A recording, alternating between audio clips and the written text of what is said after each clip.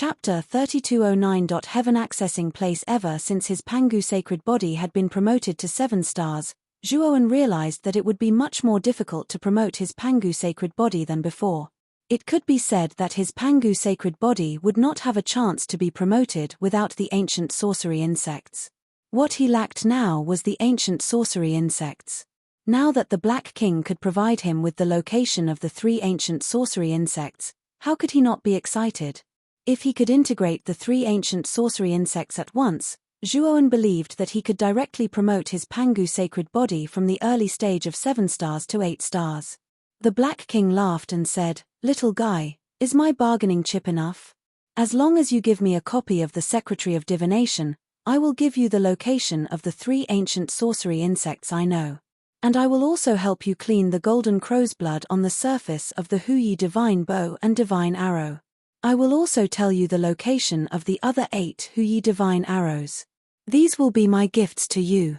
Zhuowen nodded and took out the Secretary of Divination from the macro world. After making a copy of it, he gave the copy to the Black King. Zhuowen knew that the gap between him and the Black King was too big. If the Black King wanted to rob him, it would only take a thought. In front of such a strong person, Zhuowen really did not need to hide anything from the Secretary of Divination.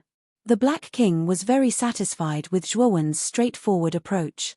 The Black King took the copy of the Secretary of Divination and observed it repeatedly. After confirming that there was no problem with the Secretary of Divination, he said to Zhuowen, "Little guy, take out your Huyi divine bow and Huyi divine arrow." Zhuowen nodded and took out the Huyi divine bow and Huyi divine arrow and handed them to the Black King. The Black King took the Huyi divine bow and Huyi divine arrow and observed them for a while. Then, he spread out his right claw and a black flame burned in his palm. The flame was dark and deep. The Black King put the Huyi divine bow and Huyi divine arrow into the black flame. Zhuowen could clearly see the bloodstains on the surface of Huyi's divine bow and divine arrow gradually fade away after they were put into the dark fire. They began to return to their original appearance. The black flames slowly dissipated. The divine bow and divine arrow floating above the Black King's palm were no longer stained with blood. Instead, they emitted a golden color. From afar, this golden color seemed to be emitting golden light under the reflection of the light.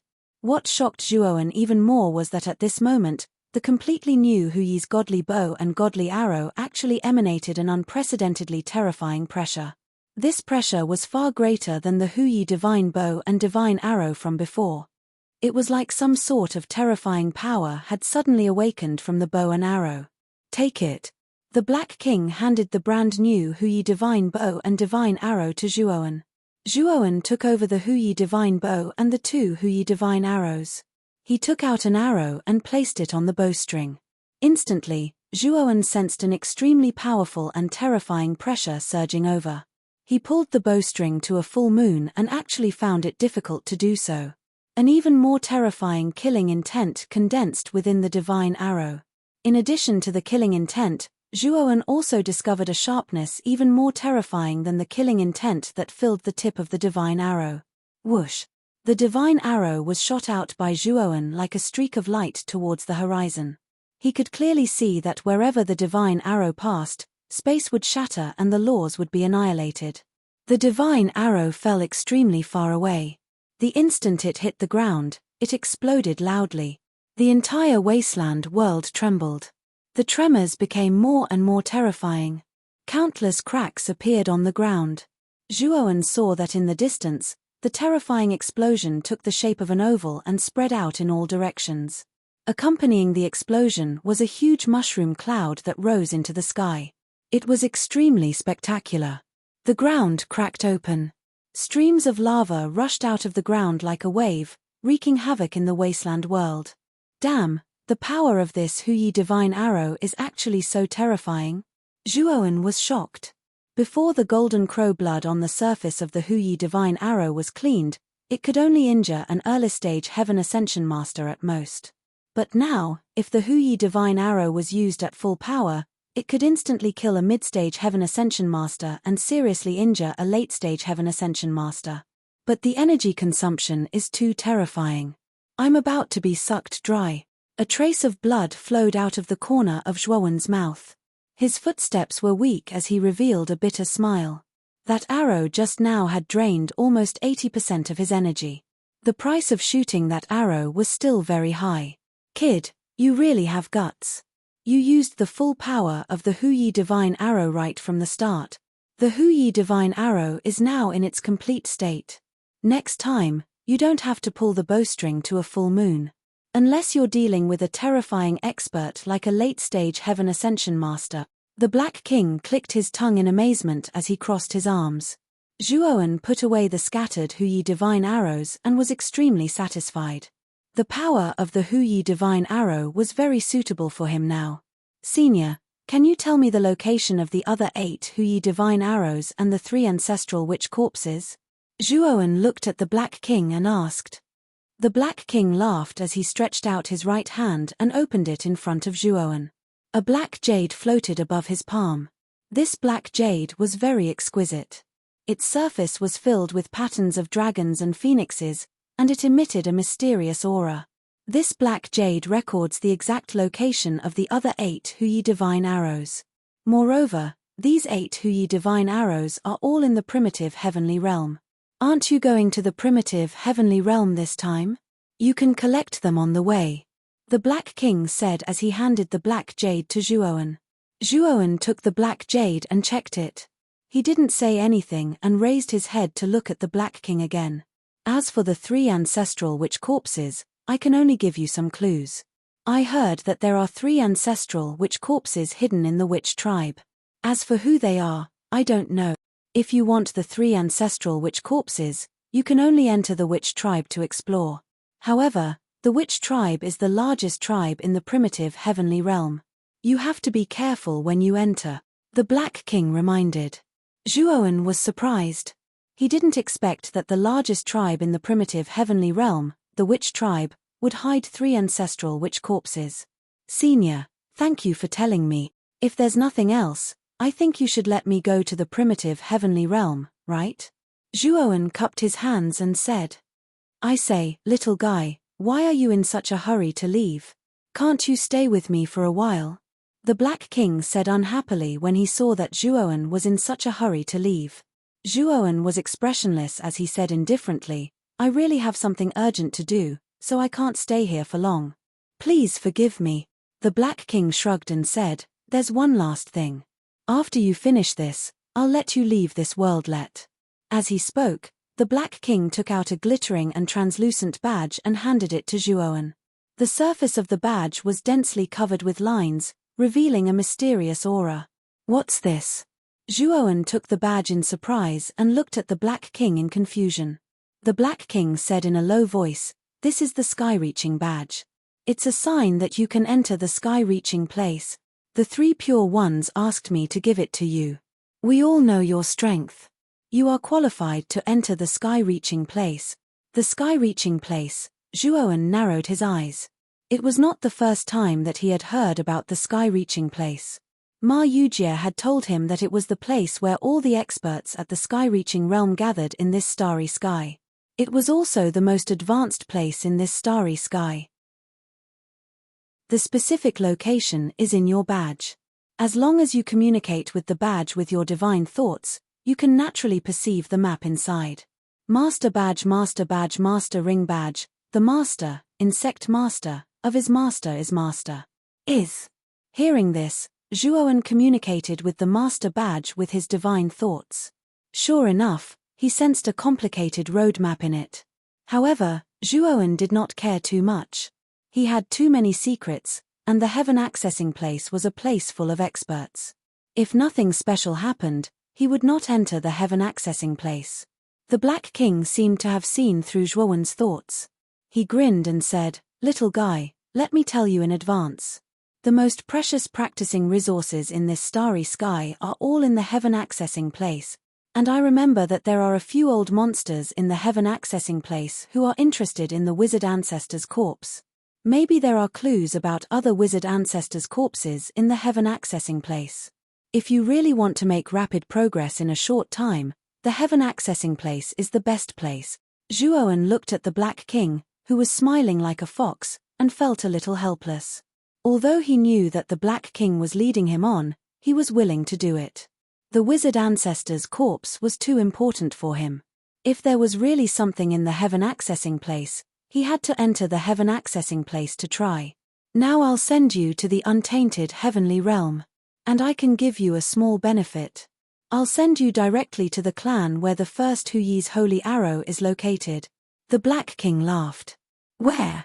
Zhuoan asked subconsciously. The Devouring Clan. You know, at its peak, the Devouring Clan was comparable to the top 10 clans. I heard that there were 3 Huyi's holy arrows hidden in this clan. You must have mentioned it in the black jade I gave you. As the Black King spoke, his huge claws brushed over Zhuoan's head. Suddenly, a black vortex appeared above Zhuoan's head. Wait, you'd better send me to the Phoenix people. Don't the Phoenix people also have 3 Huyi's holy arrows? Alas! Before Zhuoan could finish his words, he was involuntarily sucked into the black vortex and disappeared completely. What did this little guy say just now? Did he say that he wanted to teleport to the Phoenix people? After Zhuoan disappeared, the Black King reacted. He patted his head and laughed. Perhaps it was my illusion. I didn't make a mistake in teleporting. I'm sure it was like that. This was a golden grassland. On a high slope of the grassland, there was a huge rock. Zhuoan stood on the rock, gritting his teeth. Can the Black King be more unreliable? Why didn't he ask for my opinion before he teleported? Damn it. Zhuoan was a little annoyed as he looked around. He found this golden grassland strange to him. He knew that he was now in the untainted heavenly realm. Moreover, he was near the Devouring Clan's tribe. Before entering the untainted heavenly realm, Zhuoan had learned the general distribution of forces in the untainted heavenly realm from the saintess of the Phoenix people. The great desolate heaven realm was formed by various races, and these densely packed races were distributed in various parts of the heaven realm in the form of tribes. They occupied land and called themselves clans, forming their own territories. Of course, the tribes in the untainted heavenly realm weren't as simple and crude as those in the slaughtering heavenly realm. In the untainted heavenly realm, even the weakest tribe was much better than the strongest tribe in the slaughtering heavenly realm. The strong tribes, like the tribes of the untainted heavenly realm's 10 great clans, had strict security with many restrictions and formations. Their scale was even bigger than the Dao Palace in the Xian-Mi heavenly realm. Zhuoan took out a map made of sheepskin, which he had obtained from the saintess of the Phoenix people, Zhuoan. This map recorded the general location of the untainted heavenly realm and the general distribution of the strong clans in the untainted heavenly realm. Zhuoan studied the map for a while, then put it away with a grimace. This map didn't record the location of the Devouring Clan's tribe. Zhuoan summoned the saintess of the Phoenix people from the great world. The saintess of the Phoenix people was still restrained by a strong force, which restricted her movements. As soon as the saintess of the Phoenix people appeared, her beautiful eyes glared at Zhuoan. However, she soon noticed the surroundings. She was surprised. Is this the untainted heavenly realm? Zhuoan, you're finally enlightened. You know how strong the Phoenix people are. That's why you brought me back to the untainted heavenly realm. Are you going to ask the Phoenix people for forgiveness? Then, the Phoenix people showed their arrogance, throwing a sidelong glance at Zhuoan. Chapter 32:11. Devouring Clan, do you want me to show you the way to the Phoenix people and ask for their punishment? I'll give you a chance. The Phoenix people are. The beautiful eyes of the saintess of the Phoenix people were filled with arrogance. However, before she could finish, Zhuoan interrupted her. I know the location of the Phoenix people's tribe better than you do. It's marked on the map. Do I need you to tell me that? Zhuoan's voice was cold, his eyes unfriendly. The saintess of the Phoenix people was bewildered. She was enraged. Then why did you call me here? What does the other places have to do with me? And you're a human. You can't live long in the great desolate heavenly realm. If you want to live, you'd better go to the Phoenix people and ask for their punishment. Perhaps, I can ask them to spare your lowly life. Whether I can survive in the great desolate heavenly realm or not, it's none of your business. Now, show me where the Devouring Clan's tribe is. Otherwise, don't blame me for being merciless, Zhuowen said with murderous intent in his eyes.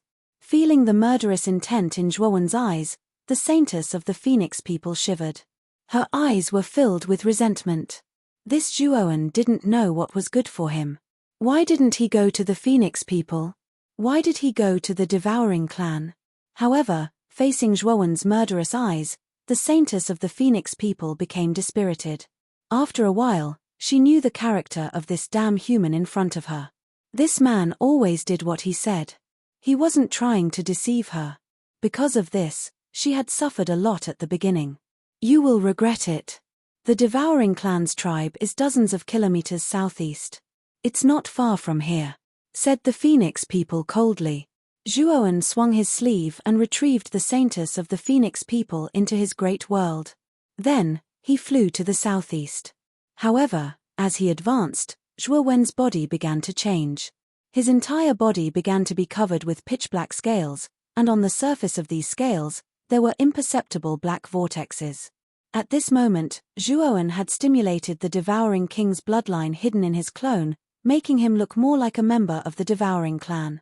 Zhuowen kept flying in the southeast direction. When he reached the end of the Golden Prairie, he found a rocky area on the other side of the prairie. The area of this rocky area was very large, and huge rocks were randomly distributed in all directions. Surrounded by many rocks, Zhuowen saw a huge city standing in the middle of the rocky area. The area of this huge city was very large. In this huge city, there were many wide and ancient streets and thick and heavy buildings. The most eye-catching part of the huge city was a huge statue in the middle of the city. This huge statue was in the shape of a huge exotic beast. Zhuowen was the most familiar with this strange beast. It was the complete form of the devouring king. Inside the giant city, figures covered in pitch-black scales walked on the streets. They looked similar to humans, but they had the special scales of the devouring clan, which proved that they weren't humans. When he was in the Xianmi Heavenly Territory, Zhuowen knew that many races in the Great Desolate Heavenly Territory looked like humans when they weren't in their fighting form. There were so many races in the Great Desolate Heavenly Territory, including the devouring clan. Almost every adult member of the devouring clan had a body as big as a planet. It wasn't an exaggeration to say that they could cover the entire sky. Although a giant body could bring them tremendous power, it also brought them a disadvantage of not being able to move. When the humankind was separated, in the prehistorical heavenly realm, the humankind was recognized as the most perfect form. Thus, many races in the Great Desolate Heavenly Territory had to imitate the human clan when they weren't in their fighting form. Of course, if there was a big war, those races would reveal their true forms and attack with all of their powers. This giant city was the devouring clan's base. The humanoid figures that Zhuowen saw were all members of the devouring clan. Zhuowen didn't hurry to enter the devouring clan's base. He quietly hid behind a massive rock and retracted his aura. At the moment he saw the giant city, he felt that the atmosphere wasn't right. The gate of the giant city was closed. The light of restrictions twinkled around the city. Moreover, the devouring clan in the city looked hurried. The atmosphere was tense. He knew that something terrible was about to happen. Rumble. Rumble. Rumble. Zhuowen could feel the intense vibrations from a far distance in front of the giant city. In the distance, smoke and dust filled the sky, and a black mass of troops was rapidly approaching the giant city. Attack the city? Zhuowen saw the army moving fast from a far distance. He knew why the devouring clan's base was so tense.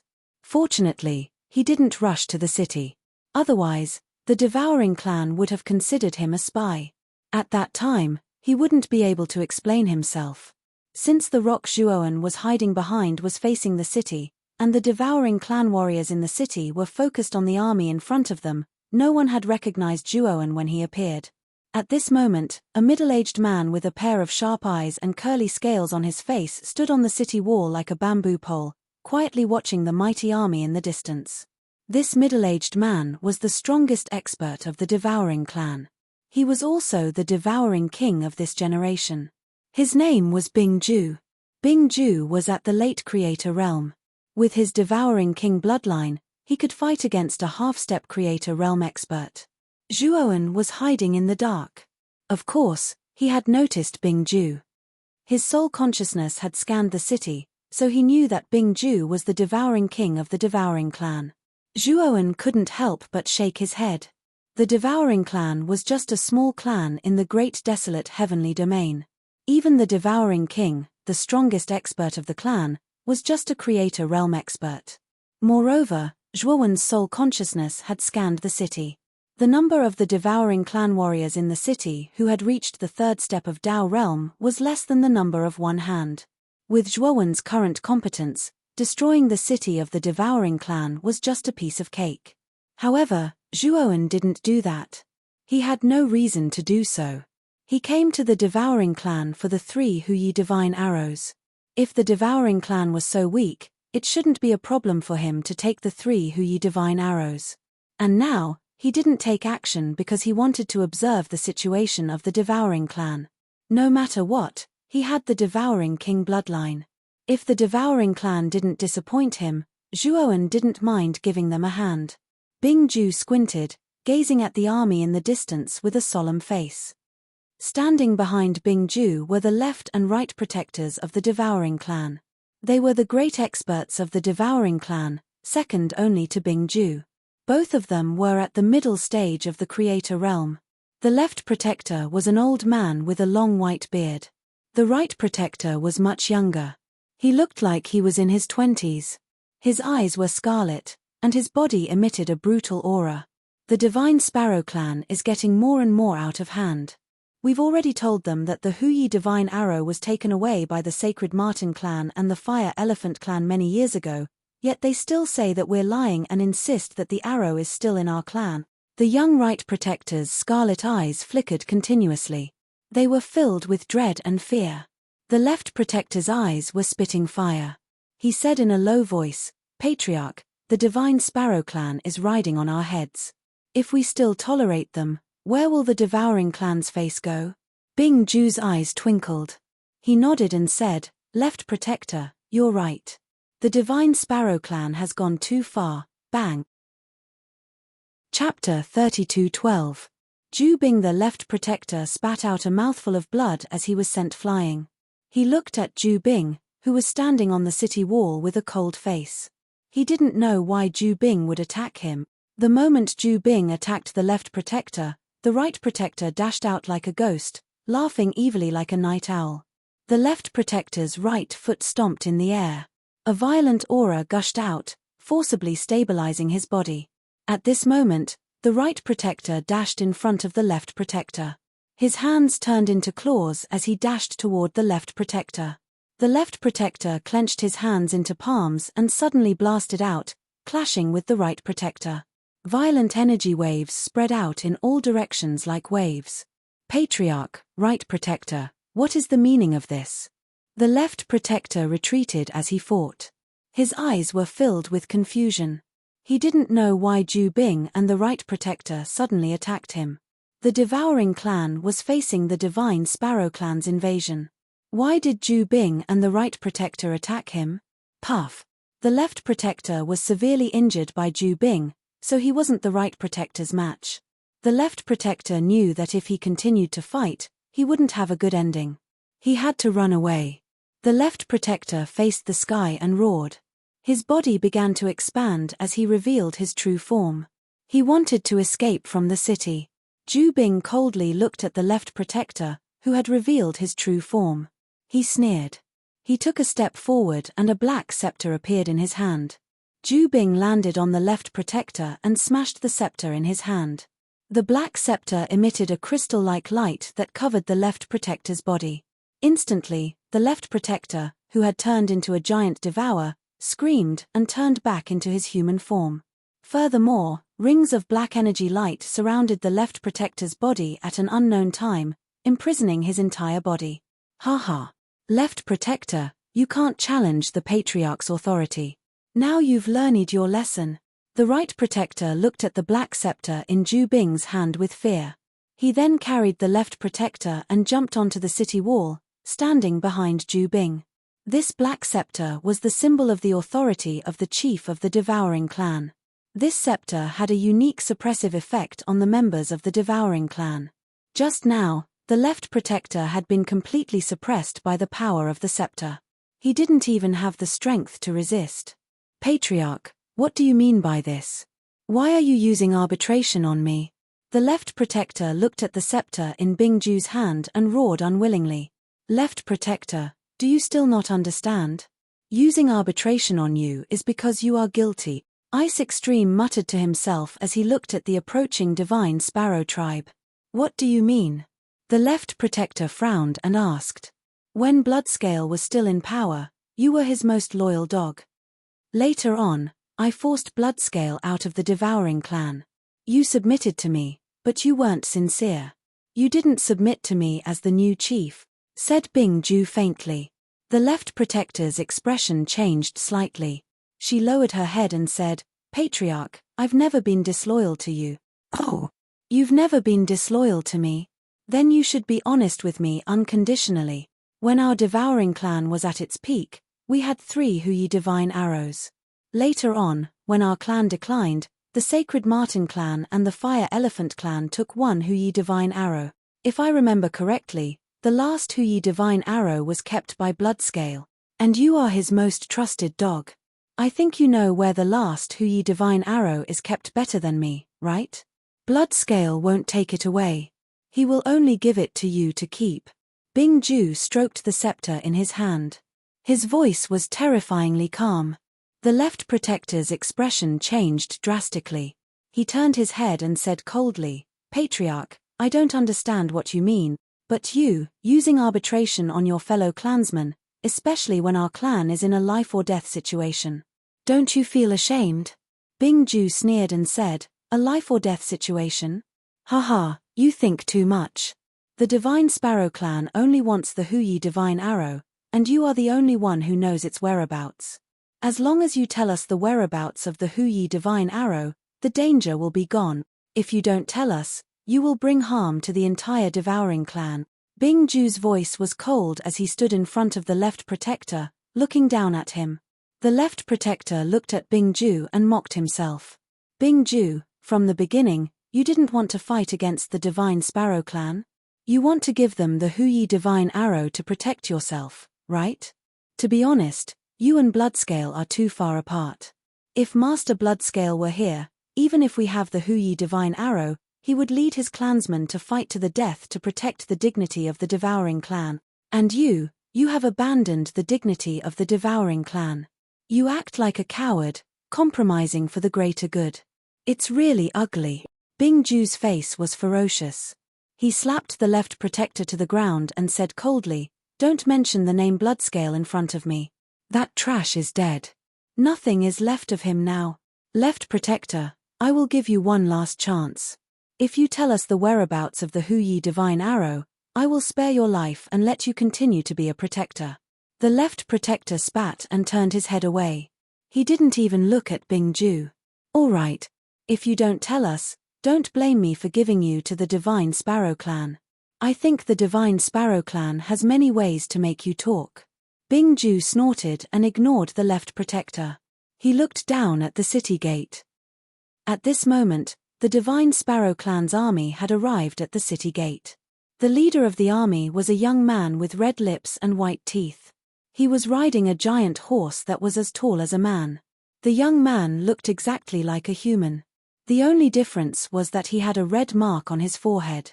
The Divine Sparrow clan's humanoid form was the closest to the human race. The only difference was the red mark on their forehead. This young man was the commander of the Divine Sparrow clan's army. He was also one of the 3 great experts of the Divine Sparrow clan. His name was Qiu-Chi. Qiu-Chi was much stronger than Bingju. He was an expert at the early stage of the Creator realm. To put it bluntly, Qiu-Chi alone could challenge the entire devouring clan. Qiu-Chi raised his head and looked at Bingju on the city wall. He arched his brows and said, Bingju, what do you think? I just want the Huyi divine arrow. As long as you give it to me, I won't make things difficult for your devouring clan.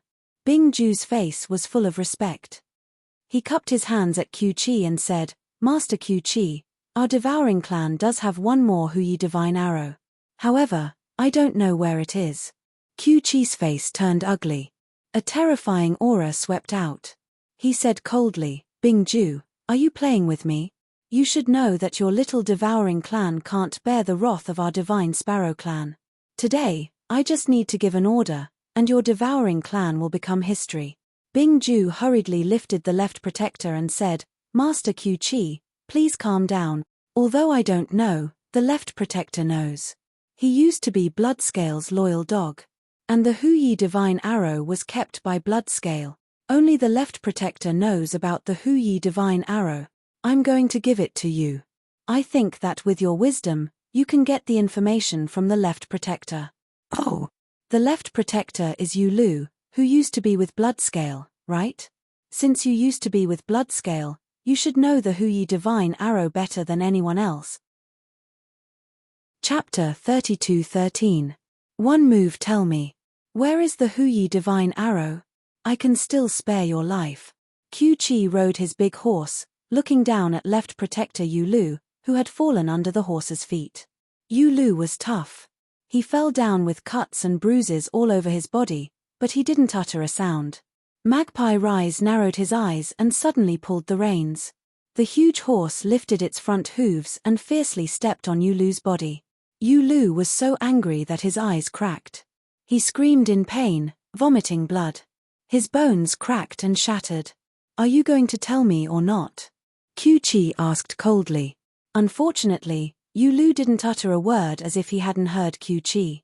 Qi frowned, as he was surprised by Yu Lu's stubbornness. He raised his right hand, and an armored soldier walked out from behind him. Take him away and guard him well. When I get back, I will interrogate him, Qi said indifferently. The soldier clasped his fists at Qi, then carried Yu Lu, who was almost paralyzed, on his shoulder, walking to the crowd behind him. Qi didn't even look at Yu Lu. He lifted his head, looking at Bingju, who was still standing on the city wall. Bingju also noticed Qi's gaze. He showed a slightly flattering smile and said, Master Qi, I have already handed this person over to you. You only need to go back and interrogate Yu Lu, and you will be able to get information about Huyi's divine arrow. I think we should call it quits here. I will pretend that nothing happened today.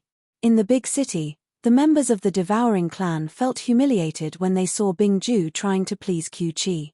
Although the devouring clan had declined, they still had their pride and dignity. And now, their patriarch had surrendered to Qi of the divine sparrow clan. To them, it was a big humiliation. However, no one dared to say anything. Everybody had seen Yu Lu's end. Even the protector was captured easily, let alone the ordinary members. Qi smiled mockingly. Patriarch Bingju, I've come to your devouring clan from thousands of miles away. You don't want to let me in. It's not good, right? You should invite me in for a drink before I leave. Bingju's expression changed. How could he not understand the meaning behind Yi Chou's words? According to Magpie Rise, it was impossible for Bingju to take the initiative to open the city gate. He knew very well that once the city gates were opened, what he would attract would not be guests, but eternal damnation. Haha, Master Qi must be joking. It's not convenient for me today. If Master Qi comes to visit another day, Bingju will definitely entertain you with great hospitality. Bingju declined politely. Qi's face turned cold as he said darkly, It seems that Patriarch Bingju is not giving me any face. Since you don't want to give me face, then I won't give you face today either. Brothers, attack. Take down the lair of the devouring clan. We will reward you handsomely. Magpie Rise gave the order, and immediately, the black mass of the army behind him let out a deafening roar. The Divine Sparrow Clan's army revealed their true forms one by one. In an instant, golden light shone everywhere. The true form of the Divine Sparrow tribe was a divine sparrow that was half the size of a human. These divine sparrows were extremely terrifying in terms of both speed and attack power. Bingju grimaced. He hurried to shout, asking his clansmen in the city to prepare for the battle. The members of the Devouring Clan also revealed their true forms, guarding the city walls to prevent the Divine Sparrow Clan's army from breaking through. The barriers and restrictions of the city were too crude. They couldn't resist for more than 15 minutes before the Divine Sparrow Clan's army broke through them. Then, the Divine Sparrow Clan's army and the Devouring Clan's army engaged in a fierce battle. The entire city was filled with earth-shaking roars and the smell of smoke. Behind the giant city, in the rocky region, Zhuo observed the battle in the giant city from behind a rock, his brows slightly furrowed. He could see that the Divine Sparrow Clan was much stronger than the Devouring Clan. In less than 2 hours, the Divine Sparrow Clan's army would take down the city. Bingju, get down here and fight. Gold light flashed around Qi like lightning. He held the golden spear in his hand, but he didn't reveal his true form. In his eyes, dealing with a weak creator like Bingju, he didn't need to use his true form. Bingju grimaced. He hadn't thought that things would escalate to this point. If he had known that Qi would attack the city, he would never have handed over Yu Lu. No matter what, Yu Lu was an expert of the Devouring Clan, second only to him. If he dealt with Qi now, he would be able to contribute. Remnant blood, come with me to deal with Qi. Bingju called the right custodian. He took a step forward, dashing toward Qi. As soon as Bingju appeared, he revealed his true form, dashing toward Qi like a meteor. The right custodian frowned, his eyes filled with reluctance. Qi was much stronger than them. Even if he joined hands with Bingju, they didn't have a high chance of winning. However, he had to obey Bingju's order. Thus, he had to bite the bullet. Haha. Good. You two trash dare to fight with me, Qi sneered, wielding the spear in his hand. The blazing golden light rose like the sun. Instantly, the sky was filled with golden spear shadows. Those spear shadows were so dazzling that they even covered the radiance of the sun in the sky. Bang! Bang! Bang! When the spear shadows in the sky collided with Bingju and Remnant blood, a terrifying shockwave spread out. Bingju spurted out a mouthful of blood, flying backward. Blood mist burst out from his body, making him look extremely miserable. The most miserable one was Remnant blood. In the endless spear shadows, he couldn't resist for a long time. Immediately, those blazing spear shadows crushed him into powder, killing him on the spot. In the giant city, many clansmen of the Devouring Clan saw that the Patriarch and the right custodian were killed by Qi in just one move. All of them were in despair. They knew that once Bingju was killed, they wouldn't be able to defend their giant city. At that time, they would have to face the extermination of their clan. Bingju, die! Qi burst out laughing. His right hand formed a palm, striking the end of the spear.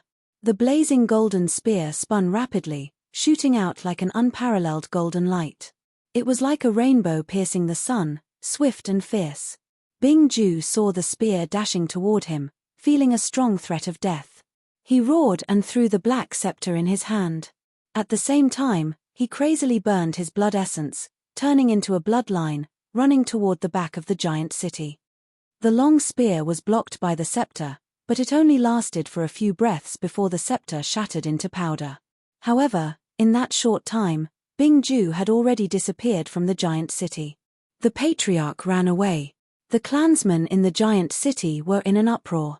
They had never thought that their Patriarch, Bingju, would run away at the critical moment to save his life. Qi snorted, retrieving his spear. His cold eyes looked at Bingju's retreating figure. He knew that Bingju was burning his blood essence. His speed was fast, and he wasn't sure if he could catch up with him. He had to give up. However, shortly after, Qi was surprised to see that Bingju's figure, which was about to leave the rocky area behind the giant city, suddenly froze in the air. Then, Bingju screeched, his giant body flying backward toward the giant city. It seemed that there was a force in the rocky area that stopped Bingju and pushed him back. Boom. Chapter 32:14. Qi's death. When Bingju fell to the ground, dying, both the Devouring Clan in the city and the Divine Sparrow Clan that was attacking the city halted their actions. Surprisingly, they all gazed at Bingju. Right after that, they followed Bingju's line of sight, gazing at the massive rocky area behind the city. They saw a slender figure slowly walking out of the rocky area. The figure was thin, but he was as straight as a pine tree. Qi was riding on a massive horse, holding the golden divine spear. He also noticed the figure walking toward him, frowning. Because he noticed that this figure was a young man who didn't seem very old, and the young man's face was densely covered with gloomy and shiny ink-colored scales. Devouring clan? Since when did the Devouring clan have such an expert? At the moment Qiu-Chi saw the figure, he could feel the aura of the Devouring clan from him. What scared Qiu-Chi more was that this man could stop Bing-Ju, who had burned his blood essence. Moreover, he could send Bing-Ju back with one strike. This man's fighting competence was above Bing-Ju's. He's one of our clansmen. Many members of the Devouring clan in the city were astounded. They could feel the aura of the Devouring clan from this man, but they didn't recognize him. They had never seen him before. Apparently, he didn't belong to the Devouring clan. Who are you? Why are you stopping me? Bing-Ju glared at the young man walking toward him. Bing-Ju had returned to his human form. Maintaining his giant body consumed a lot of energy. Currently, Bing-Ju was severely wounded. Of course, he couldn't maintain his human form. The young man walking toward him was Zhuowen. Zhuowen had wanted to stop Bing-Ju from leaving the city by burning his essence blood. He had even given Bing-Ju a heavy blow, almost crippling him. Zhuowen arrived in front of Bing-Ju and stomped on his head. A powerful force exploded out and Bing-Ju's head was stomped deep into the ground. If you scream again, I'll kill you. Zhuowen's voice was cold and indifferent, but it carried an unquestionable dignity. Bing-Ju's eyes were filled with shock and anger, but he did not dare to make a sound. The young man in front of him was far stronger than him. Moreover, he could feel the killing intent in Zhuowen's eyes. He knew very well that if he really said anything, this person might really kill him. All members of the Devouring clan in the giant city kept quiet out of fear. The joy in their eyes was replaced by fear. They had thought that this stranger from the Ground clan would come to help them, but they hadn't expected that he would trample their Ground clan leader under his feet. Although Bing-Ju had abandoned them and run away alone, the Devouring clan's members had a deep resentment. However, Bing-Ju was still their patriarch. Now that their patriarch was being humiliated, it was equivalent to slapping their faces. However, Qiu-Chi heaved a sigh of relief in his heart. Although he could not see through the young man in front of him, he knew that the young man's strength was above Bing-Ju's. He naturally hoped that such an expert would not be his enemy. And now, this man had stepped on Bing-Ju as soon as he arrived. It meant that he wasn't on the Devouring clan's side. Haha, my friend, thank you for helping me stop Bing-Ju. I'm Qiu-Chi of the Divine Sparrow clan. Now, give Bing-Ju to me. Magpie Rise laughed heartily as he slowly walked towards Zhuowen on his huge horse. His expression was filled with arrogance. In his opinion, after this person heard about the Divine Sparrow clan, he would be afraid. This made Qiu-Chi even more arrogant. He concluded that this person did not dare to be arrogant in front of him. Qiu-Chi stopped not far from Zhuowen. His divine spear pointed at Bing-Ju, who was under Zhuowen's feet, and the corners of his mouth curved into a proud smile. Who do you think you are? And the Divine Sparrow clan, who do you think you are? If you don't want to be annihilated, disappear from my sight now. Otherwise, I will wash your Divine Sparrow clan's army with blood. Zhuowen slowly lifted his head, indifferently looking at Qiu-Chi on his giant horse. His eyes were indifferent as if he was looking at an ant. Seeing Zhuowen's eyes, Qiu-Chi's eyelids twitched. He was enraged. Isn't this guy a bit too arrogant? He actually dares to say such disgraceful words. What's with that look? Does he see me as an ant? Is he looking down on me? And this guy wants me to retreat. If I don't retreat, he will wipe out the entire Divine Sparrow clan's army. Where did this guy get his confidence from? Where did he get his arrogance from? Haha. Just you. You want to wipe us all out? Qiu-Chi laughed out loud. Then, the entire Divine Sparrow clan's army roared with laughter, their faces full of mockery. The members of the Devouring clan in the giant city shook their heads and smiled bitterly. At first, they thought that this domineering comrade of theirs would be an awesome existence. However, they did not expect him to be just an arrogant guy who liked to brag. Bing-Ju, who was under Zhuowen's feet, sneered silently. Not only did this person stop him, but he also stepped on him, completely cutting off his path of survival. Bing Ju could not wait to see this person die in Qiu Qi's hands. Are you done laughing? If you are, you can get lost. Zhuowen's eyes were calm as he looked indifferently at Qiu Qi, who was still laughing on the giant horse. His voice was like an ancient well, full of calmness. Qiu Qi's laughter died down. He coldly looked at Zhuowen and said, "You're really not afraid of death. Now, I'll give you a chance. Tell me your name. At least let me know who the person I'm about to kill is. I don't need to know someone's name to kill, because in my eyes, you're already a dead man. Why should I know a dead man's name?" Zhuo Wen's voice was calm as he stomped down with his right foot, causing Bing Ju's head to be embedded into the ground as he slowly walked towards Magpie Rise. Very good. You're very good. Today, I'll let you know what despair is. Qiu Qi was so angry that he laughed. He suddenly pulled the reins and the giant horse's hooves stomped on the ground, whistling like a gust of wind. Qiu Qi danced with the divine spear in his hand. Spear shadows rose like the sun, emitting an endless golden light. In an instant, the golden light enveloped Zhuowen's entire body. Die. The moment the golden light enveloped Zhuowen, Qiu Qi had already arrived in front of Zhuowen. His right hand that was holding the spear fiercely spun, and the golden spear violently spun towards Zhuowen's vital points. Bang! An ancient and vicissitude power exploded from the countless golden lights. Then, the golden lights exploded one after another. Then, a figure rushed out like a ghost and rushed in front of the giant horse. Boom! This figure was Zhuowen. His body was emitting a sparkling light. He threw a punch at the giant horse's chest. The terrifying power exploded, and the giant horse's chest exploded into a bloody mist. Then, the giant horse looked up to the sky and cried out. Its huge body seemed to be unable to withstand the terrifying power and split into pieces, bursting into a bloody mist. Bang! The moment the giant horse exploded, Qiu Qi's pupils shrank. He kicked his legs in the air, wanting to retreat. Unfortunately, Zhuowen arrived first. He didn't know when, but he rushed in front of Qiu Qi and also threw a punch. Qiu Qi roared, and the divine spear in his hand suddenly swept out. The terrifying spear shadows exploded and swept towards Zhuowen. Unfortunately, Zhuowen was too terrifying. In front of Zhuowen's fist, the spear shadows were like paper tigers and shattered into nothingness. After Zhuowen's fist broke through all obstacles, it finally smashed into Qiu Qi's chest. Qiu Qi spat out a mouthful of blood and was sent flying. In the process of flying, dazzling cracks appeared on Qiu Qi's body. The moment Magpie Rise landed heavily on the ground, countless cracks appeared on the ground. Chapter 32:15. Open the door. The place was terrifyingly silent.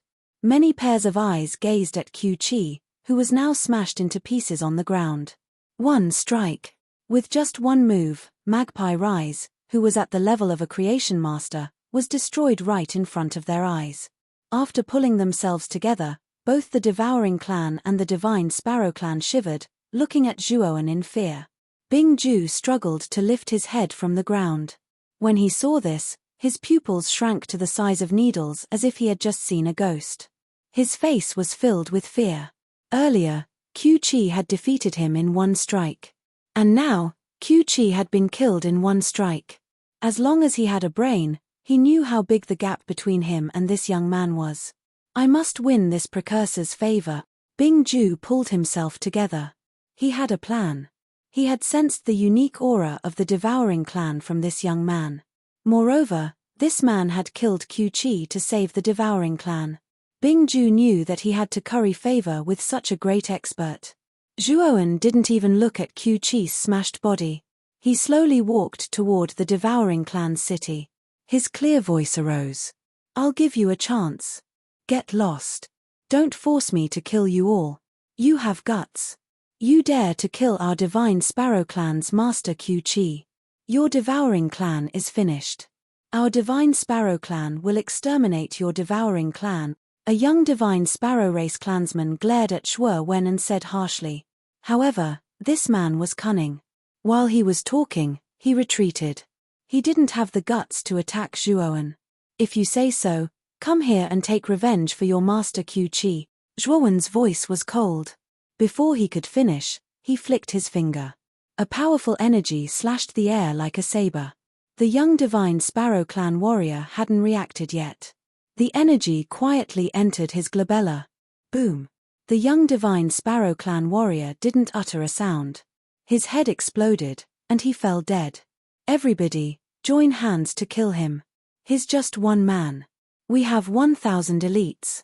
No matter how strong he is, how could he be our enemy? A general of the divine Sparrow race, who was clad in golden armor, shouted orders. This general was second only to Qi in terms of strength and authority in the divine Sparrow Clan's army. His name was Rui Ge, and he was a half-step creation lord. Magpie Rise had fallen, and now he had become the highest commander of the army. As soon as Rui Ge gave his order, almost 1,000 elite warriors of the divine Sparrow Clan gave up attacking the city of the Devouring Clan. They transformed into their true forms and stormed toward Zhuowen. After the divine Sparrow Clan members revealed their true forms, they were like scorching suns, their entire bodies emitting golden flames. This made Zhuowen think of the Golden Crow. This divine Sparrow Clan should have a portion of the Golden Crow's bloodline. Otherwise, their bodies would not be so similar to the Golden Crow. Countless Earth divine sparrows flew through the air, exuding golden flames. The temperature of the air around them skyrocketed, reaching a terrifyingly high temperature. Even the air and the ground began to crack open from the high temperatures. It's over. Many members of the Devouring Clan in the big city looked desperate. The strength of this unfamiliar ground tribe member was truly terrifying. However, they didn't think that this ground tribe member would be able to contend against the encirclement of so many divine Sparrow tribe soldiers. Since this person couldn't contend against them, the only possibility was to escape. After this ground tribe member escaped, the divine Sparrow Clan would definitely annihilate the entire Devouring Clan. At that time, they would face the calamity of extermination. Bing Ju hurriedly hid behind a rock. His injuries were too severe. Otherwise, he would have used this opportunity to escape. He also didn't think that this person could survive the encirclement of the divine Sparrow tribe soldiers. Facing almost 1,000 divine Sparrow tribe soldiers, Zhuowen's lips curled into a mocking smile. He waved his sleeve, and 3 sword lights shot out from his great world. They were the Thunder Fire Sword, the Death Sacrifice Sword, and the Blood Immortal Sword. During this period of time, the 3 divine swords had been cultivating in seclusion in the macro world. They finally came out of seclusion recently. After coming out of seclusion, the 3 divine swords had made great progress. Among them, the Thunder Fire Sword had improved the most. It had advanced to the early stage of the Heaven Pass grade. The Death Sacrifice Sword and the Blood Immortal Sword were also doing well. They had both reached the peak of the Creation grade. Xiao Hei, I'll leave these divine Sparrow tribe soldiers to you. I think you'll have no problem with that, right? Zhuowen asked with a faint smile. Xiao Hei looked at him with disdain. They're just a bunch of trash. The strongest among them is only a half-step creator. This formation is an insult to us. After saying that, Xiao Hei took the Death Sacrifice Sword and the Blood Immortal Sword and turned into 3 streaks of light as they shot out. However, Xiao Hei also knew what Zhuowen meant. Zhuowen didn't want to deal with these small fries. Therefore, the 3 divine swords attacked with Zhuowen as the center. Zhuowen ignored the divine Sparrow tribe soldiers and slowly walked toward the huge city. The 3 divine swords turned into sword lights and danced in the air like illusions. The divine Sparrow tribe soldiers were crushed by the 3 divine swords as if they were vegetables. Corpses fell from the sky like rain. In a short while, hundreds of divine Sparrow tribe soldiers had died. The remaining divine Sparrow tribe soldiers were terrified. They weren't stupid and could naturally see that they were no match for this young man in front of them.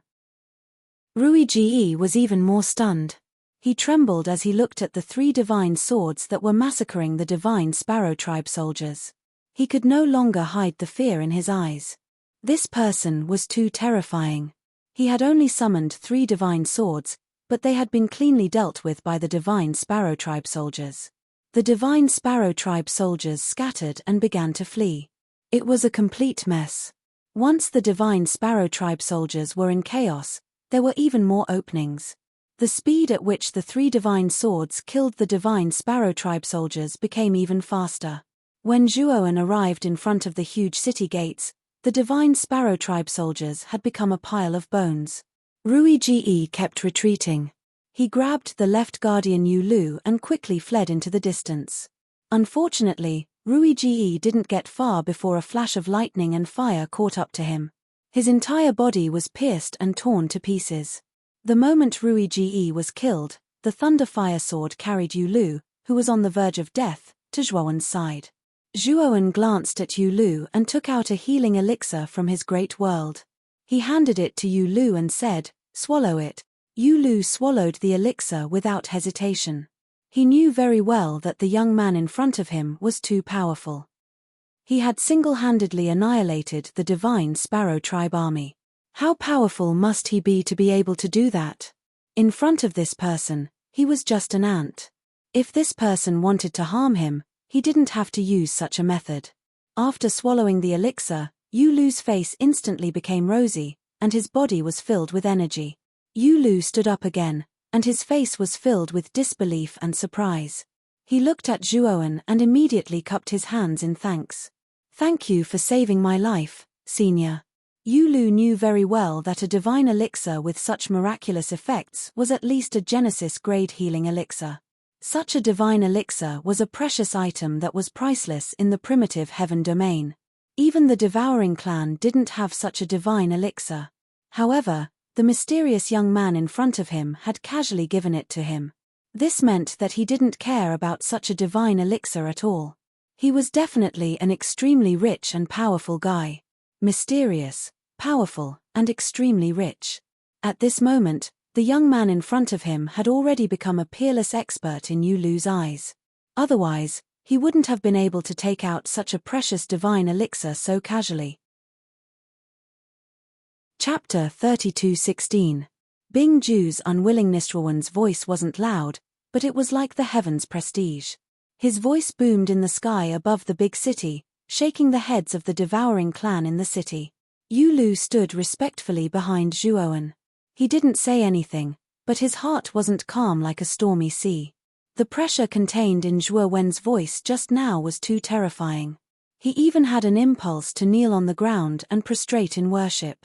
Creak, creak. As soon as Zhuoan finished talking, the gate of the big city opened. Zhuoan took Yu Lu and walked into the big city. They saw the members of the Devouring clan standing on both sides of the road with their heads bowed, their faces fearful and respectful. Not long after Zhuo Wengang entered the giant city, he heard the sound of hurried footsteps behind him. A figure walked to Zhuoan and kneeled in front of Zhuoan, speaking with a flattering tone. "I'm Bing Ju, the chief of the Devouring clan. Thank you for saving my people, precursor. Bing Ju represents my people to thank you for saving our lives." Bing Ju knelt in front of Zhuoan, his eyes gazing at Zhuoan with passion and flattery. Left custodian Yu Lu stood quietly behind Zhuoan, gazing at Bing Ju in front of him.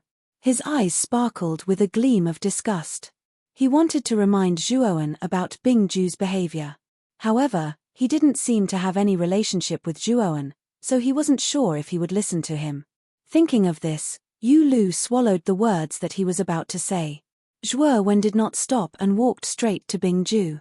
He lifted his leg and kicked Bing Ju's chest. Bing Ju let out a muffled groan as he was sent flying, spitting out a mouthful of blood, his face extremely pale. Bing Ju's eyes were filled with disbelief. He stared at Zhuoan, not knowing why the latter had kicked him away. What was the meaning of this? Seeing Zhuoan send extreme ice flying with a kick, Yu Lu, who was following behind Zhuoan, was secretly delighted. The other clansmen also felt satisfied in their hearts. What Bing Ju had done before had already caused the people to lose faith in him. It was just that Bing Ju was too strong, so they didn't dare to refute him. Zhuoan slowly walked in front of Bing Ju and looked down at him. He said indifferently, "You're called Bing Ju?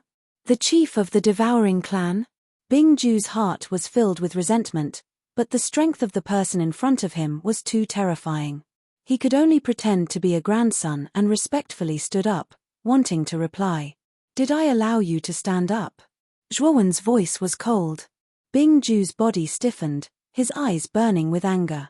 However, he had to kneel down and say, "Sir, I'm Bingju, the chief of the devouring clan. What can I do for you? Do you know Bloodscale?" Zhuowen asked casually. Bingju's pupils shrank as he had a bad premonition. He braced himself and said, "I know him. Bloodscale was the previous chief of our devouring clan." However, Bloodscale was a tyrant. During his reign, he had slaughtered our clansmen as he wished.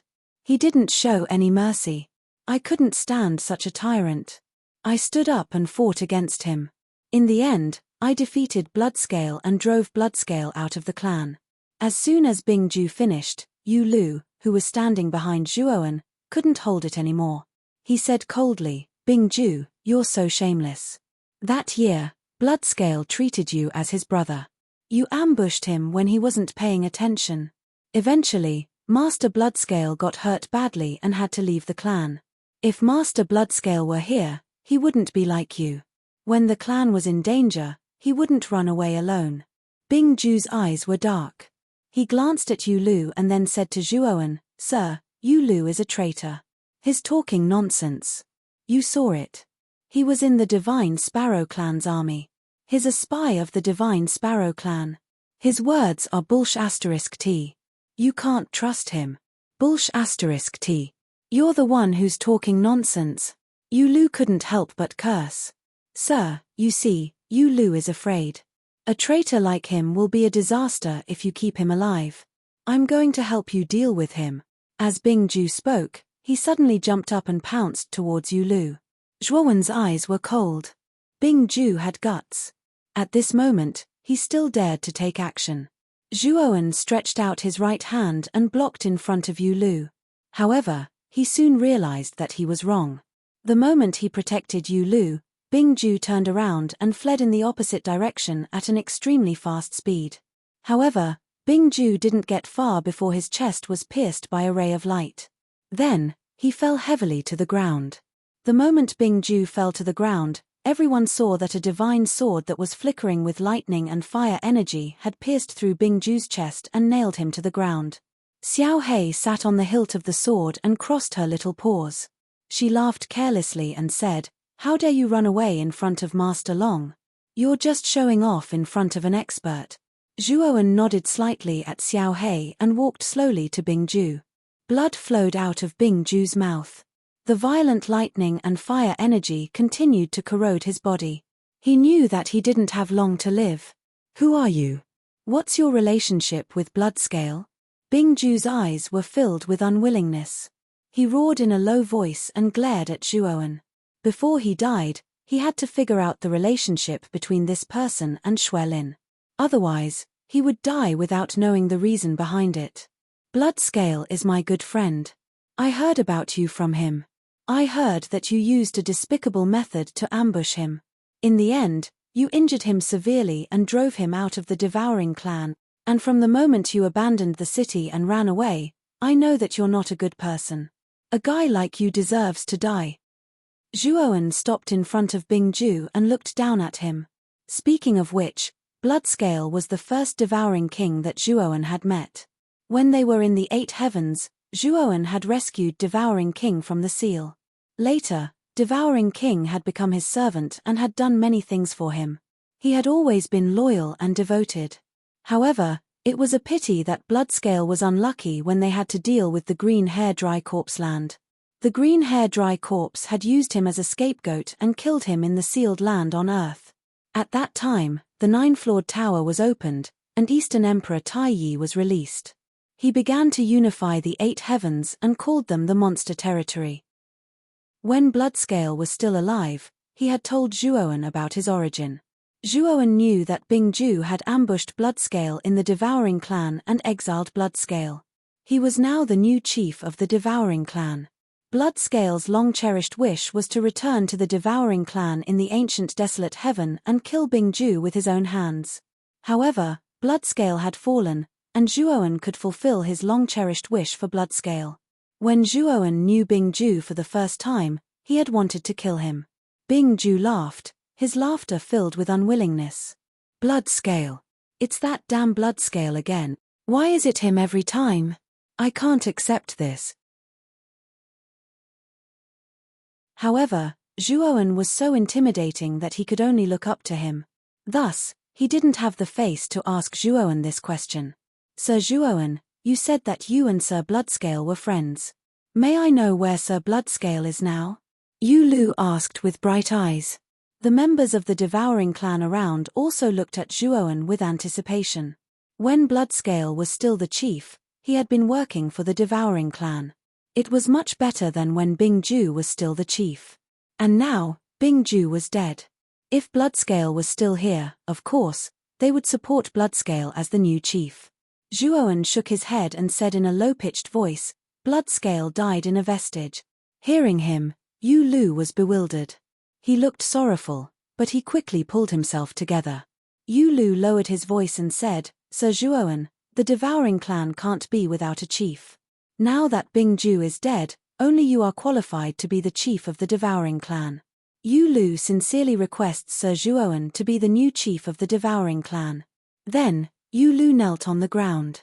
The other clansmen followed suit. They looked expectant. Zhuowen in front of them was too intimidating. In their eyes, he was at least a great expert at the middle stage of the creator realm. If the devouring clan had such a great expert, which tribe within billions of miles would dare to touch them? Zhuowen waved his hand and said indifferently, I won't stay here for a long time. Thus, I won't be the chief of the devouring clan. If you want to appoint a new chief, Yu Lu is the best candidate. Yu Lu changed his visage. He hurried to say, Sir Zhuowen, you know the current situation of the devouring clan. We're besieged on all sides. Only you can make the devouring clan rise again. Zhuowen stopped Yu Lu. His imposing aura expanded as he said indifferently, I told you that I won't be the chief. Do you want to force me? His intimidating aura expanded like a rising tide. Yu Lu and the other clansmen of the devouring clan kept silent. They lowered their heads and didn't dare to talk. Yu Lu, you'll be the chief of the devouring clan. But don't worry. As I'm a member of the devouring clan, of course, I won't ignore the clan's territory. Before I leave, I will help the devouring clan build a heaven passage great formation and train some creator realm experts. I can also promote you to the creator realm in a short time. Zhuowen looked at Yu Lu, his voice indifferent. However, Yu Lu was shocked. Soon, he frowned. He thought that Zhuowen was boasting. Only the Heaven Passage Great Formation could be built by the Heaven Passage Great Formation Master. And to promote him to the Creator Realm in a short time, only the Creator-grade Divine Pellets could help him. Whether it was the Heaven Passage Great Formation or the Creator-grade Divine Pellets, the Devouring Clan couldn't have them. Moreover, he didn't believe that Zhuowen was a Heaven Passage Great Formation Master. Zhuowen didn't care about the disbelief in Yu Lu's eyes. He continued, that year, the Devouring Clan had 3 Huyi Divine Arrows. Are the 3 Huyi Divine Arrows still in the clan? Yu Lu changed his visage. He finally knew why this strange clansman had saved the Devouring Clan. It was because of the Huyi Divine Arrows. Yu Lu sighed inwardly. He knew that he had to say it. Otherwise, the Devouring Clan would be in danger. Moreover, the young man in front of him was a member of the Devouring Clan. Giving the arrows to his clansmen was better than letting the other clans take them. Our Devouring Clan did have 3 Huyi Divine Arrows. Unfortunately, 2 of them were taken by the experts of the Sacred Marten Clan and the Fire Elephant Clan. The other one has been hidden by Lord Xuelin. Currently, only I know the whereabouts of that Huyi Divine Arrow. If Master Zhuowen needs it, I'll take it out and give it to you immediately, said Yu Lu respectfully. Zhuowen nodded and said directly, I do need the Huyi Divine Arrow. You take it out and give it to me, but don't worry. I won't let you and your clansmen suffer losses. I'll compensate you accordingly. Yu Lu forced a smile. He didn't take Zhuowen's words seriously. As far as he was concerned, Zhuowen's words were merely pleasantries. After he took the Huyi Divine Arrow, he wouldn't care about their clansmen. However, Yu Lu also knew that he and the entire devouring clan couldn't offend this young man. He could only compromise. Yu Lu was wrong this time. Zhuowen was a man of his words. If he said he would compensate them, he would do so. Moreover, he would double the compensation. Master Zhuowen, please go to the city center. I'll ask my men to arrange a good room for you. You just need to wait for me in the room. I'll take out the Huyi divine arrow and give it to you, said Yu Lu respectfully. Zhuowen nodded. One of the clansmen led him to the city center. Looking at Zhuowen's back as he left, an older hunchbacked clansman came to Yu Lu's side and looked at Zhuowen's back. He sighed and said, "Left enforcer, this person's goal is the same as the divine sparrow race and ice extinction. I can easily break it," Zhuowen said nonchalantly. Yu Lu's heart was in turmoil. He finally realized that Zhuowen wasn't bragging when he said that he was a heaven-piercing divine formation master. It was true. If he was not a heaven-level formation master, how could he break a Destina-level seal so easily? Lord Zhuo, I was blind before and thought that you were bragging. So it was me who was blind. Are you really a heaven-level formation master? Yu Lu could not help but kneel on the ground. He knew very well that if the young man in front of him was really a heaven-level formation master, then it would be incredible. As far as Yu Lu knew, there had never been a heaven-level divine formation master in the entire untainted heavenly domain. The most powerful divine formation master was said to be the high priest of the sorcerer tribe, Wu Wuxian, who was only at the peak of the creation level. However, it was said that although High Priest Wu Wuxian was not a heaven-piercing formation Dao master, he had some kind of powerful secret technique that allowed him to set up a heaven-piercing formation Dao at the peak of the creation realm. This was the strongest divine array master that Yu Lu knew of. If the young man in front of him was really a heaven-level formation master, wouldn't he be the strongest formation master in the entire eldritch heavenly domain? But soon, Yu Lu's heart was filled with ecstasy. He knew very well that a heaven-level formation master was very important to the tribe. With Zhuowen around, the Devouring clan could set up a heaven-level formation to protect the Devouring clan. Not to mention the Divine Sparrow clan, which was only a mid-tier tribe in the eldritch heavenly domain. Even if the top 10 tribes came to attack the Devouring clan, they might not be able to break through. Zhuowen was stunned. He did not expect Yu Lu to apologize because he did not believe that he was the heaven-level formation master. He had never cared about this. Brother Yu Lu, you don't have to apologize. Words have no proof. No one will believe you. This is human nature, Zhuowen said with a smile. Seeing that Zhuowen did not blame him, Yu Lu sighed in relief. He was afraid that Zhuowen would be angry at him and the entire Devouring clan because of his previous contempt. Oh right, I promised you this divine pill. Take it, and you should be able to break through to the creator realm soon. Zhuowen flicked his finger and took out a jade bottle from his great world. There were 3 emerald green divine pills in the jade bottle. A vigorous aura assailed Yu Lu's nose, causing him to tremble and become intoxicated. Lord Zhuo, could this be the Tai Chi energy gathering divine pill? Yu Lu closed the bottle and looked at Zhuowen excitedly. It's the Tai Chi energy gathering divine pill. This divine pill is designed to help the creator realm break through to the creator realm. Its effect is excellent, and it's suitable for you. I've given you 3. Take 1, and you should be able to break through to the peak creator realm from the middle stage of the creator realm in a short time. The other 2 can help you break through to the creator realm with 100% certainty. It's just a matter of time, Zhuowen said casually. Yu Lu received the jade bottle excitedly. He bowed 90 degrees to Zhuowen, his eyes filled with gratitude. These 2 bottles contain the Genesis divine pills. Each bottle has 24 pills. I'll give them to you for safekeeping. You can distribute them to your clansmen whose realms are close to the creator realm, Zhuowen said casually. Yu Lu received the 2 jade bottles and bowed to Zhuowen. He admired Zhuowen even more. In his eyes, Zhuowen wasn't only strong, but he didn't have the domineering aura of the other experts. Moreover, he had given the Devouring clan a portion of the Genesis divine pills. It wasn't something that many people could do. Oh right, You said that the Fire Elephant tribe and the Sacred Marten tribe took the other two Hu Yi divine arrows of the Devouring clan. Do you know their exact locations? Asked Zhuo Wen. Yu Lu was bewildered. He asked gingerly, Lord Zhuo, do you want to go to the Fire Elephant clan and the Sacred Marten clan to ask for the Hu Yi divine arrows? Of course. The Hu Yi divine arrows belong to our Devouring clan. Only our clansmen can have them. How could they fall into the hands of others, especially the other clans? Zhuowen didn't blush and his heart didn't skip a beat. He was just a fake member of the Devouring clan. How could he speak so righteously? Yu Lu blushed as he listened to Zhuowen. He was stirred up. What Zhuowen had said touched him deeply. However, Yu Lu pulled himself together and forced a smile. Lord Zhuo, I know you're strong, but the Fire Elephant clan and the Sacred Marten clan aren't small clans in the Great Desolate Heaven territory. They're famous clans.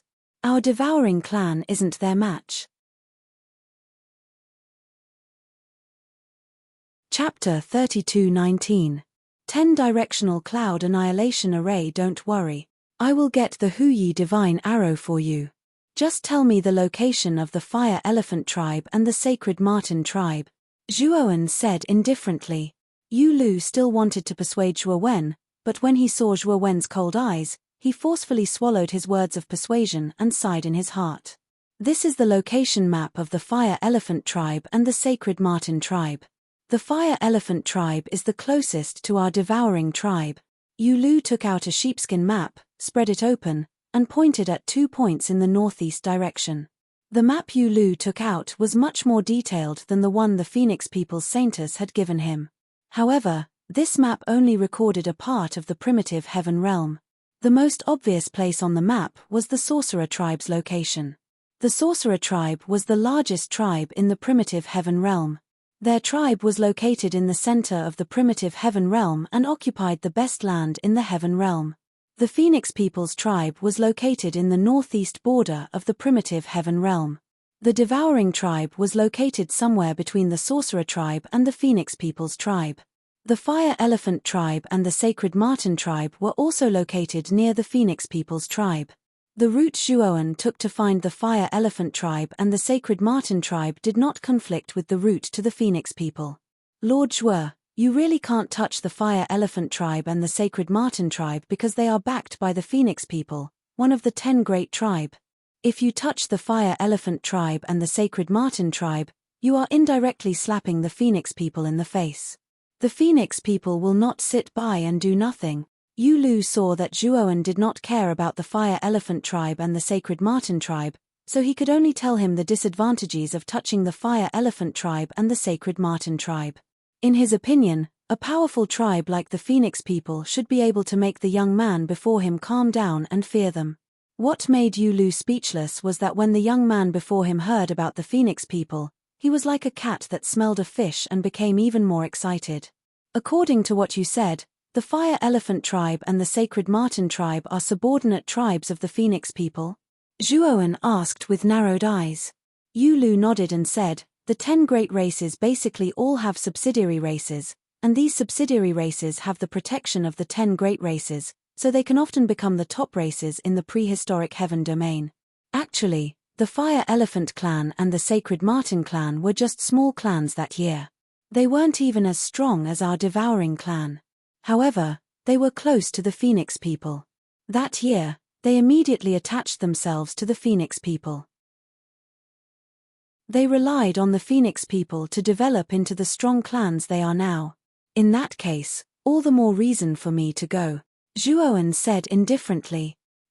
Yu Lu was dumbfounded by Zhuowen's words. What was going on? He had said that the Fire Elephant race and the Sacred Marten race were subsidiary races of the Phoenix people in order to persuade Zhuowen not to act rashly. But now, after listening to his advice, Zhuowen seemed to want a yard after getting an inch. He actually wanted to go to the Fire Elephant race and the Sacred Marten race. Was there something wrong with his head? Brother Yu Lu, I will take this map first. But don't worry. Before I leave the Devouring clan, I will set up a heaven-piercing grade great formation and several creation grade great formations in your tribe, Zhuowen said indifferently. Yu Lu, on the other hand, was somewhat anxious. He originally wanted to persuade Zhuo Wen, but unfortunately, Zhuo Wen's order for him to leave sent Yu Lu back. Then, Zhuo Wen began to set up a defensive formation in the Devouring Clan's tribe. The Devouring Clan's tribe also had a defensive formation.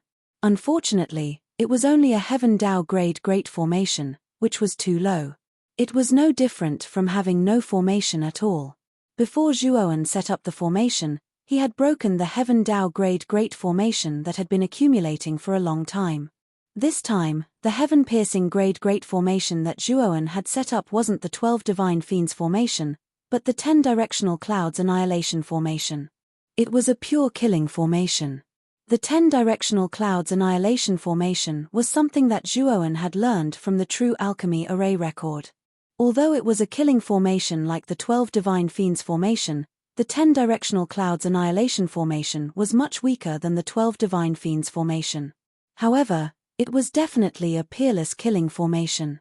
If this formation was fully activated, it could seriously injure an early heaven-piercing master and trap an intermediate heaven-piercing master.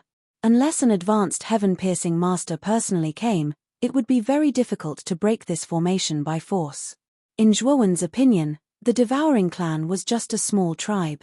They didn't have any resources that could attract the attention of a late heaven-piercing master. With the 10 Directional Clouds Annihilation formation, the Devouring Clan's tribe could be said to be impregnable. Zhuo Wen spent 3 days to set up the 10 Directional Clouds Annihilation formation. Then, he spent another half a day to set up 7 creation grade Great defensive formations inside the 10 Directional Clouds Annihilation formation. These 7 creation grade Great defensive formations reinforced and restrained each other, forming an indestructible cycle.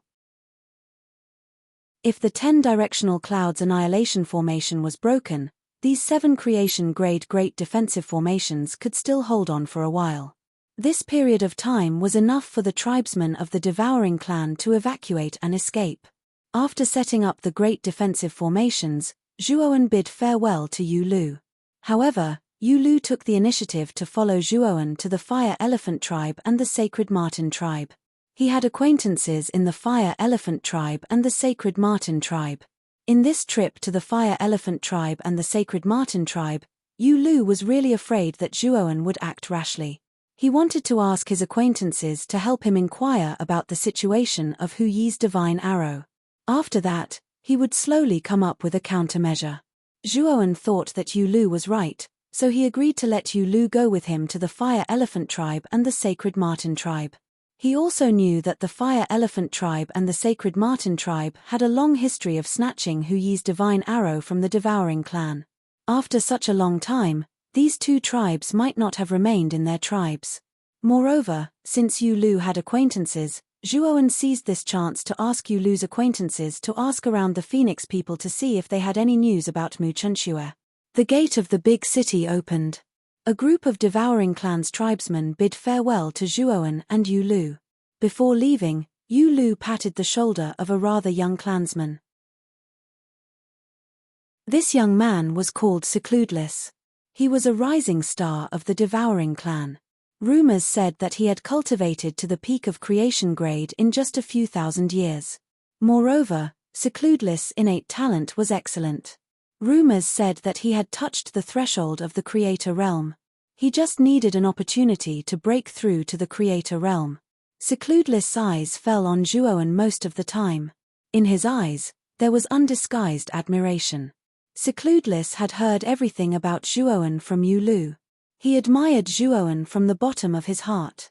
However, Zhuo Wen wasn't used to Secludeless' passionate eyes. Looking at Secludeless' eyes reminded him of the crazy fans on Earth. When those fans chased after their idols, the light in their eyes was exactly the same as Secludeless. Secludeless, while Master Zhuo and I aren't here, you will be in charge of the tribe. You must protect the tribe well, reminded Yu Lu. Secludeless nodded and promised Yu Lu loudly. After that, Yu Lu walked to Zhuo Wen. Zhuo Wen took out a formation flag and a jade slip, throwing them to Secludeless. Secludeless, this formation flag is the key to control the tribe's great formation. If someone invades the tribe while we're away, use the formation flag and the great formation. This jade slip has a detailed introduction of the tribe's great formation. Go back and read it. Then, Zhuoan took Yu Lu and the space roulette, disappearing into the distant sky. Chapter 32:20. Secluded while Zhuoan and Yu Lu were leaving the Devouring Clan, the Divine Sparrow Clan's tribe was bustling with activity billions of miles away. Inside the divine city of the Divine Sparrow Clan, the army of the Divine Sparrow Clan was wearing dazzling golden armor. They were gathering in the massive square in front of the City Master Palace. The Divine Sparrow Clan's army in the square was almost 10,000 strong. They were much stronger than the Divine Sparrow Clan's army led by Qiu Qi. At this moment, a stalwart figure walked out of the City Master Palace. He didn't look old. He was about 27 or 28 years old. There was a divine sparrow tattoo on his glabella, which twinkled with golden light. This young man was the current chief of the Divine Sparrow Clan, Sparrow Brilliance. Although he looked young, he was an old monster who had lived for 100,000 years. A group of people followed behind Sparrow Brilliance. They were all the experts of the Divine Sparrow Clan, and their auras weren't weak. Especially the woman behind Sparrow Brilliance. Her aura was the strongest in this group, second only to Sparrow Brilliance. This woman was called Tiao, the protector of the Divine Sparrow Clan. She was extremely strong, and she was as famous as Qiu Qi. Moreover, Tiao was stronger than Qiu Qi. Qiu Qi was one of the 3 great experts of the Divine Sparrow Clan. Of the other 2, one was Tiao, and the other was the mysterious and powerful chief of the Divine Sparrow Clan, Sparrow Brilliance. At this moment, Sparrow Brilliance strode to the square, clasping his hands behind his back. He looked around at the orderly army in the square. "Do you know why I called you here?" Sparrow Brilliance's voice was full of energy, reverberating in the square like thunder. In the square, the Divine Sparrow Clan's army answered in unison, "Yes, Chief. We don't dare to disobey." Sparrow Brilliance nodded and continued, "The reason I called you here is simple. We are going to the Devouring Clan and exterminating those scums. Qiu Qi is a famous general of our Divine Sparrow Clan. He went to the Devouring Clan, but we lost contact with him, and we didn't hear anything from his army. I suspect that the Devouring Clan used some despicable means to ambush Qiu Qi's army. Today, I'm taking you to the Devouring Clan to punish them. Do you dare to come with me?" No one dares to disobey the Patriarch's orders. The Divine Sparrow Clan army on the plaza shouted in unison. Sparrow Brilliance was very satisfied with the performance of the Divine Sparrow Clan's army. Then, he turned to Tiao behind him and said, "Tiao, go and reorganize the army. Then, we will head to the Devouring Clan tribe." Zi Yaro's beautiful eyes flickered, and she said hesitantly, "Patriarch, we are very clear about how strong Qiu Qi's army is. The Devouring Clan is just a small tribe. They can't resist the rising army." But after he went to the Devouring Clan's tribe, he seemed to have evaporated. "Don't you find it strange? It's just the Devouring Clan. How could it be the opponent of Qiu Qi's great army?" Sparrow Light's eyes flickered as he said solemnly, "I know about this even if you don't tell me. You and I both know why Qiu Qi went to the Devouring Clan this time. It's for the Huyi Divine Arrow. If Qiu Qi had an accident in the Devouring Clan, it means that the Devouring Clan has a secret we don't know. You know how glorious the Devouring Clan used to be before it declined."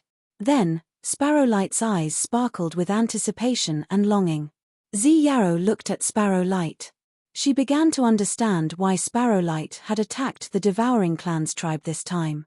It wasn't because of Qiu Qi, but because he wanted to see if the Devouring Clan had a big secret. If there was a big secret, it would be a good thing for Sparrow Light because that big secret would be his. Zi Yarrow went down and reorganized the army. Under Sparrow Light's order, the massive army left the Divine Sparrow Clan's tribe, heading to the Devouring Clan's tribe. Inside the Devouring Clan's tribe, Secladlis sat cross-legged in his room, holding a jade slip in his hand. This jade slip was given to him by Zhuoan, which recorded the operation method of the great formation that Zhuoan had set up in the Devouring Clan's tribe. Secladlis had studied it for 3 days before he could understand the 10 directions Cloud Destroyer Great Formation. Secladlis was dumbstruck. It was such a complicated great formation that he couldn't even understand its operation method. And yet, Zhuowen had set up such a complicated great formation. He was simply a monster. Thinking about it, Sekladlis's admiration for Zhuowen became stronger. In his heart, Zhuowen was a perfect and flawless existence. Sekladlis stood up, walking out of the room to the towering city wall. His right hand held the formation flag that Zhuowen had given him. He took a deep breath and mumbled something.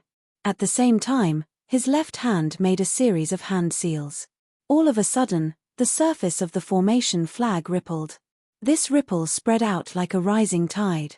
Then, the formation flag flew out from Sekladlis's hand, hovering above the giant city. Soon after, Sekladlis was horrified to sense that the entire city was emanating a terrifying fluctuation that sent chills down his spine. This wave of energy became more and more violent. Eventually, it covered the entire city. Wisps of clouds shrouded the city. In just a blink of an eye, the Devouring Clan's giant city became a city built on clouds. Many members of the Devouring Clan ran out in fright. Seeing the clouds hovering around them, they were dumbstruck. They didn't know what was going on. Sekladlis's eyes were cautious. He found that the moment the clouds appeared, the entire city was filled with a terrifying murderous aura. This murderous aura directly attacked his soul, making him shudder. Sekladlis knew that this murderous aura wasn't aimed at anyone in the city. It was aimed at the intruders of the tribe. This 10 Directions Cloud Destroyer Great Formation is really intimidating, Sekladlis mumbled, his eyes filled with respect. He didn't doubt that if an intruder dared to enter this great formation, he would die without leaving a trace. Sekladlis retrieved the formation flag hovering above the city, his eyes filled with excitement. He understood clearly that with the 10 Directions Cloud Destroyer Great Formation, the Devouring Clan's tribe would be impregnable. In the Great Desolate Heaven territory, not many forces could break the Devouring Clan's defense. What? Suddenly, Sekladlis furrowed his brows. He stood on the city wall, looking into the distance. At the moment he retrieved the formation flag, he felt a violent vibration coming from afar. The moment he cast his gaze over, he immediately saw an army rushing over at high speed. This army had a bright flag, and the emblem on the flag was a divine sparrow shining with golden light. The Divine Sparrow Clan's army. They don't want to give up. They're coming again. Sekladlis's face changed. He could see that the Divine Sparrow Clan's army this time was much bigger than the last time. There were at least 10,000 of them. In the past, such an army was enough to crush the Devouring Clan. But now, Sekladlis was full of confidence because the Devouring Clan had Zhuowen's 10 Directions Cloud Destroyer Great Formation. If the Divine Sparrow Clan's army dared to act rashly, the Divine Sparrow Clan's army would be the unlucky ones. The Divine Sparrow Clan's army moved fast. In the blink of an eye, they had reached the city gate of the Devouring Clan. Sparrow Brilliance rode a big horse, lining up. He looked at Sekladlis on the city wall arrogantly and said indifferently, "Ask your patriarch, Bing Ju, to come out." Sekladlis's aura wasn't strong, and he was so young. Sparrow Brilliance knew that Sekladlis was just a small character in the Devouring Clan. Sekladlis's eyes were cold as he said coldly, "Who do you think you are? How dare you order me around?" Chapter 32:21. Phoenix Blood. City Sparrow Light's face turned pale. He coldly gazed at Sekladlis on the city wall. Sekladlis was a nobody. He was just a junior. Who gave him the courage to scold him in front of so many people? "Little bastard, I'll give you a chance now. Get your ass in front of me, kneel in front of me, and apologize to me. Otherwise, you won't live to see the sun tomorrow," Sparrow Brilliance said with a gloomy expression. Sekladlis sneered, "If you have guts, get your ass here and catch me." Then, Sekladlis ignored Sparrow Light, who was flustered and exasperated. He jumped down from the city wall and started to gather his clansmen in the city master's mansion. The members of the Devouring Clan were scared out of their wits. They knew that Zhuowen had set up a powerful formation in their tribe. However, they didn't have any idea about the power of the formation. They knew how terrifying the Divine Sparrow Clan was. They were afraid that the formation couldn't stop the Divine Sparrow Clan's army. The entire Devouring Clan would be exterminated by the Divine Sparrow Clan. Secludeless was eager to try. The other clansmen didn't know the power of the 10-directional cloud annihilation formation, but he did. He was sure that if the Divine Sparrow Clan's army dared to attack the city, they would be defeated. "You're just a small fry. You dare to humiliate me? Today, I will destroy the entire Devouring Clan." Seeing Secludeless ignore him, Sparrowlight was so angry that his face turned pale. He pulled the reins with his right hand, commanding the army to attack the Devouring Clan's city. Tiao, who was originally following behind Sparrow Brilliance, wanted to open her mouth to stop Sparrow Brilliance because Secludeless' actions just now were too arrogant. How could the Devouring Clan become so arrogant all of a sudden? She felt that something was wrong. However, Sparrowlight was so angry that he had lost his mind. He had already rushed forward. It was too late for Tiao to stop him. Tiao's beautiful eyes twinkled. She didn't follow the Divine Sparrow Clan's army. Instead, she followed them from a distance. Boom! The gate of the Devouring Clan's city was trampled. The Divine Sparrow Clan's army rushed into the city without any obstruction. However, the moment the Divine Sparrow Clan's army entered the city, they found something wrong. They didn't see any member of the Devouring Clan behind the city gate. At the end of the street behind the city gate, a figure slowly walked out.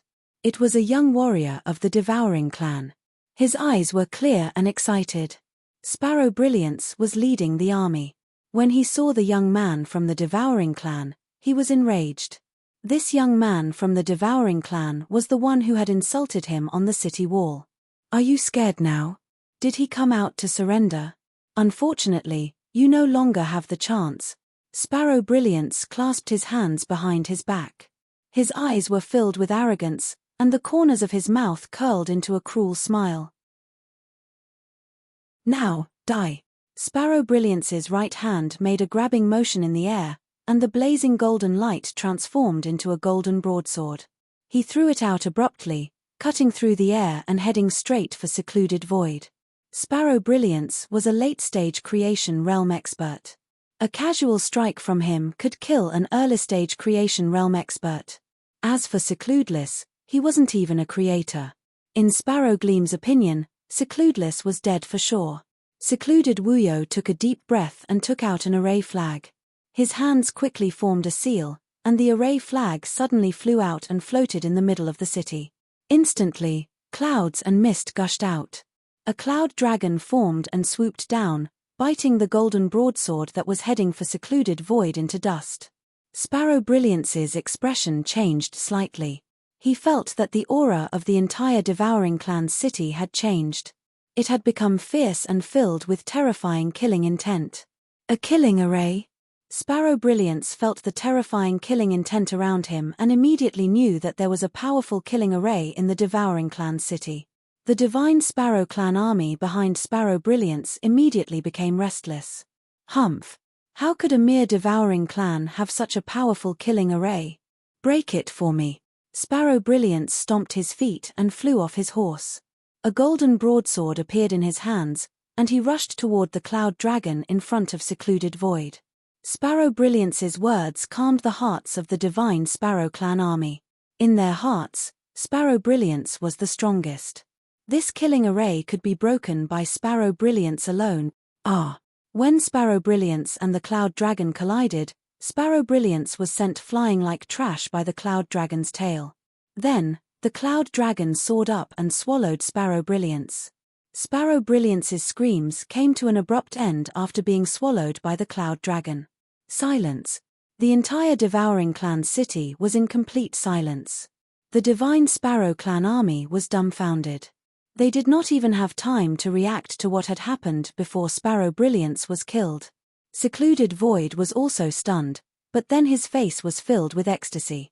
He did not expect the 10-directional cloud annihilation array to be so powerful. A late-stage creation realm expert like Sparrow Brilliance was killed in one move. Boom! Boom! Boom! After the cloud dragon swallowed Sparrow Brilliance, it roared into the sky. The countless clouds that surrounded the city condensed into cloud dragons one after another. A total of 10 cloud dragons condensed in the sky above the city and swooped down toward the Divine Sparrow Clan army. At that moment, the entire Divine Sparrow Clan army was so frightened that their legs turned to jelly. Their faces were frighteningly pale. Tiao, who was standing at the back of the army, was even paler. She involuntarily knelt on the ground, and her beautiful eyes lost all fighting spirit. It's over. The Divine Sparrow Clan is done for, Tiao muttered to herself. Then, she saw the 10 cloud dragons rushing into the Divine Sparrow Clan army. They got closer and closer to her, and finally, they completely engulfed her. 2 months later, Zhuowen looked at the shadow of a huge city that appeared in the distance, and a trace of relief appeared on his face. This huge city was suspended 100 meters above a wasteland, and golden red flames surrounded the huge city. These flames seemed to have a mind of their own. They constantly surrounded the huge city and then rushed up into the sky.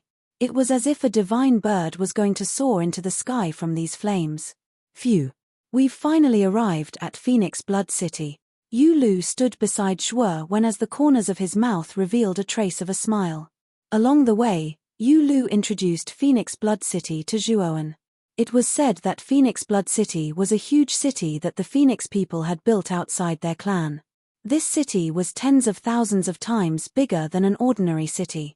The purpose of building this city was to allow the many subordinate forces of the Phoenix people to trade and interact in Phoenix Blood City.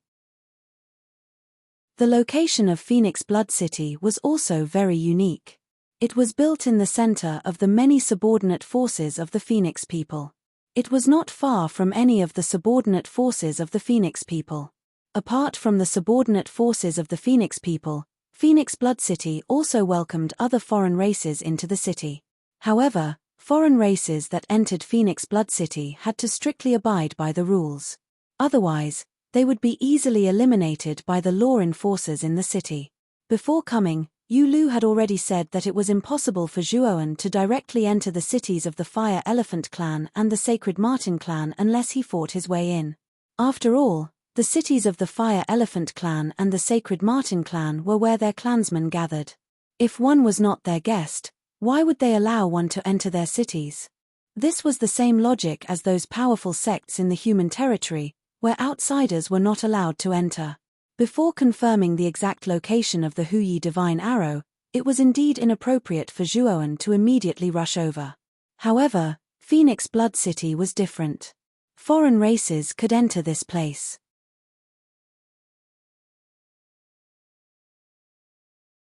Chapter 32-22. Enforcers. After receiving the Heavenly Law Origin Crystal from Yu Lu, the guards of Phoenix Blood City impatiently allowed Zhuowen and Yu Lu to enter the city. They didn't even bother to check. Phoenix Blood City has a strong clan like the Phoenix people behind them. They are powerful, so they aren't afraid of people causing trouble in the city. If someone deliberately causes trouble, they usually end up in a miserable state. Yu Lu led Zhuowen into the city and smiled as he spoke to Zhuowen. After entering Phoenix Blood City, Zhuowen discovered that there was only one huge street in Phoenix Blood City. This street was like a river that ran through the entire Phoenix Blood City. On both sides of the street, there were beautiful and exquisite shops that sold all kinds of things. On the street, there were people coming and going. Of course, they were all strange-looking foreign clans. Lord Zhuowen, my friend invited us to the Green Blood Tea House for a chat, Yu Lu said as he looked at Zhuowen, seeking his opinion. You lead the way. I'm not familiar with this place, Zhuowen said indifferently. The Green Blood Tea House is one of the more famous tea houses in Phoenix Blood City. It's in the middle of Phoenix Blood City and is quite a distance from here. Why don't I let my friend choose a place that's closer to here? Yu Lu continued. No need. Let's go there. I can take a stroll around Phoenix Blood City, Zhuowen said. Yu Lu nodded and led Zhuowen into the depths of the street. It had to be said that Phoenix Blood City was indeed very lively. On the way, Zhuowen saw many clans that he didn't recognize. Moreover, the shops in Phoenix Blood City had everything. Zhuowen saw many rare divine medicines, refining materials, as well as high-grade divine tools. However, the prices of these things were extremely high. Moreover, these divine medicines and materials were too low grade for Zhuowen, so he wasn't too interested. With Zhuowen's current level, unless it was a rare creation-grade divine medicine or a heaven-reaching grade divine medicine, it really wouldn't attract his interest. Your immortal treasure pavilion is forcing people to buy and sell. Do you even know the rules? This scorching sun immortal conglomerate stone is clearly mine. I just want you to appraise it. If the price you offer is suitable, I will sell it to your immortal treasure pavilion. But I'm not satisfied with the price you gave me. Now, you actually have the audacity to say that the scorching sun immortal congealed stone belongs to your myriad treasure pavilion, slandering me as a thief. Your myriad treasure pavilion is shameless. An outsider was standing in front of a shop. His voice was very loud, and his face and ears were red. It was clear that he was very angry. The voice of this foreign race also attracted the attention of the other foreign races that were shopping around. Zhuowen and Yu Lu also turned their gazes towards the immortal treasure pavilion. The reason why Zhuowen paid attention to this place was mainly because he heard about the scorching sun immortal congealed stone. He also knew that the scorching sun immortal condensing stone was a kind of creation-grade material. This kind of material was very rare and ordinary to him, so he originally wouldn't care about it. However, Xiao He sent him a message through divine thought, saying that the scorching sun immortal congealed stone was not ordinary. It would be very helpful for the blood immortal sword and the death sacrifice sword to upgrade. There were a total of 3 figures in the immortal treasure pavilion. One of them was a big-bellied foreign race. At first glance, one could tell that he was the owner of the immortal treasure pavilion. The other 2 were burly and vigorous. They should be the bodyguards of the immortal treasure pavilion. The big-bellied owner saw that the foreign race was holding the brocade box tightly in his hand and was making a lot of noise to attract the attention of the surrounding foreign races. His face was very ugly. He was in the wrong in this matter. Now that this customer didn't know what was good for him and made the matter public, he was naturally embarrassed. What a shameless person. He took away something that belongs to our immortal treasure pavilion and still wants to smear our name. How despicable. The 2 of you, beat him to death and then take back the scorching sun immortal congealed stone from this thief's hand, the owner said angrily. As soon as the owner finished speaking, the 2 burly foreign race people took a step forward. Their fists rained down on the disheveled foreign race person. The foreign race person who was beaten up wasn't very strong. He was only the Lord of Mystery. The 2 bodyguards' cultivations were 1 realm higher than him. They were both eternal overlords. The result was obvious. The foreign race person was no match for them. He was beaten black and blue and spat out blood. The brocade box in his hand was also snatched away by one of the bodyguards. Thump, thump, thump. The sound of orderly footsteps suddenly came from the depths of the street. Then, Zhuowen saw a group of people dressed in fiery red armor rushing in his direction. Strangely, everywhere this group passed, the Xeno-race experts on the streets would open up a path for them while revealing fearful and reverent expressions in their eyes. Zhuowen narrowed his eyes. He was all too familiar with the aura of this group. They were all Phoenix people. He had interacted with the Phoenix people many times. He had even kidnapped the Phoenix people's holy maiden. He was naturally very familiar with the unique aura of the Phoenix people. There were more than 30 people in this group. Each of them had a strong aura. They were much stronger than the average foreign race person. The leader was a middle-aged man with a flame pattern between his eyebrows. Zhuowen knew that this was the symbol of the Phoenix people. The Phoenix people's holy maiden also had such a flame pattern between her eyebrows. However, the Phoenix people's holy maiden had a much brighter and fiercer pattern. This meant that the bloodline of the Phoenix people's holy maiden was much higher than that of the average Phoenix people. The middle-aged man arrived in front of the immortal treasure pavilion. He glanced at the wounded foreign race person on the ground, then at the shop owner and his 2 bodyguards. He said coldly, "What's going on here? Isn't there a rule in Phoenix Blood City that forbids private fights?" The pot-bellied shop owner hurriedly walked out. He pointed at the foreign race person on the ground and said, "Lord Xiosha, This person came here to buy immortal treasures. He took a fancy to the immortal scorching sun stone. He said that he wanted to take a look first. Naturally, I showed it to him. Who knew that this shameless person would immediately claim that the immortal scorching sunstone was his after seeing it. Then, he insisted that we were blackmailing him. I was also forced to let my 2 bodyguards snatch it. However, he didn't cooperate, so we could only use force. As he spoke, the shop owner took out a storage bag and handed it to the middle-aged man. He said, "I also know that we have violated the rules. Take this as my apology to you, Lord." The middle-aged man named Xiu took the storage bag under the watchful eyes of the crowd. He looked at it carefully and revealed a satisfied expression. "Seeing that you were also forced to do this, I will not pursue the matter," Xiu said indifferently. "Then, I really have to thank you, Lord. You are indeed magnanimous." The shop owner's expression was respectful, but he hated that foreign race person to the core. If this fellow had not made such a big fuss, there would not have been so much trouble. He even lost so many heavenly law origin crystals for nothing. "Lord Enforcer, this unscrupulous merchant has wronged me. The immortal scorching sunstone is clearly mine. I brought it to the immortal treasure pavilion to appraise. If the price was right, I would have sold it. However, the immortal treasure pavilion is shameless. They actually wanted to force a sale. The price was far lower than the value of the immortal scorching sunstone. They even tried to snatch it. I only acted in self-defense." The wretched foreign race person hurriedly defended himself. Zhuowen, who was standing in the crowd, secretly shook his head. If this fellow had not spoken, perhaps it would not have been a big deal. Now that he had spoken, he was really done for. Sure enough, Xiu's face was gloomy. He said coldly, "You are quite bold. First, you deceived the immortal treasure pavilion. Now, you want to deceive me. This is a double crime. Men, take this person away and lock him in the dungeon."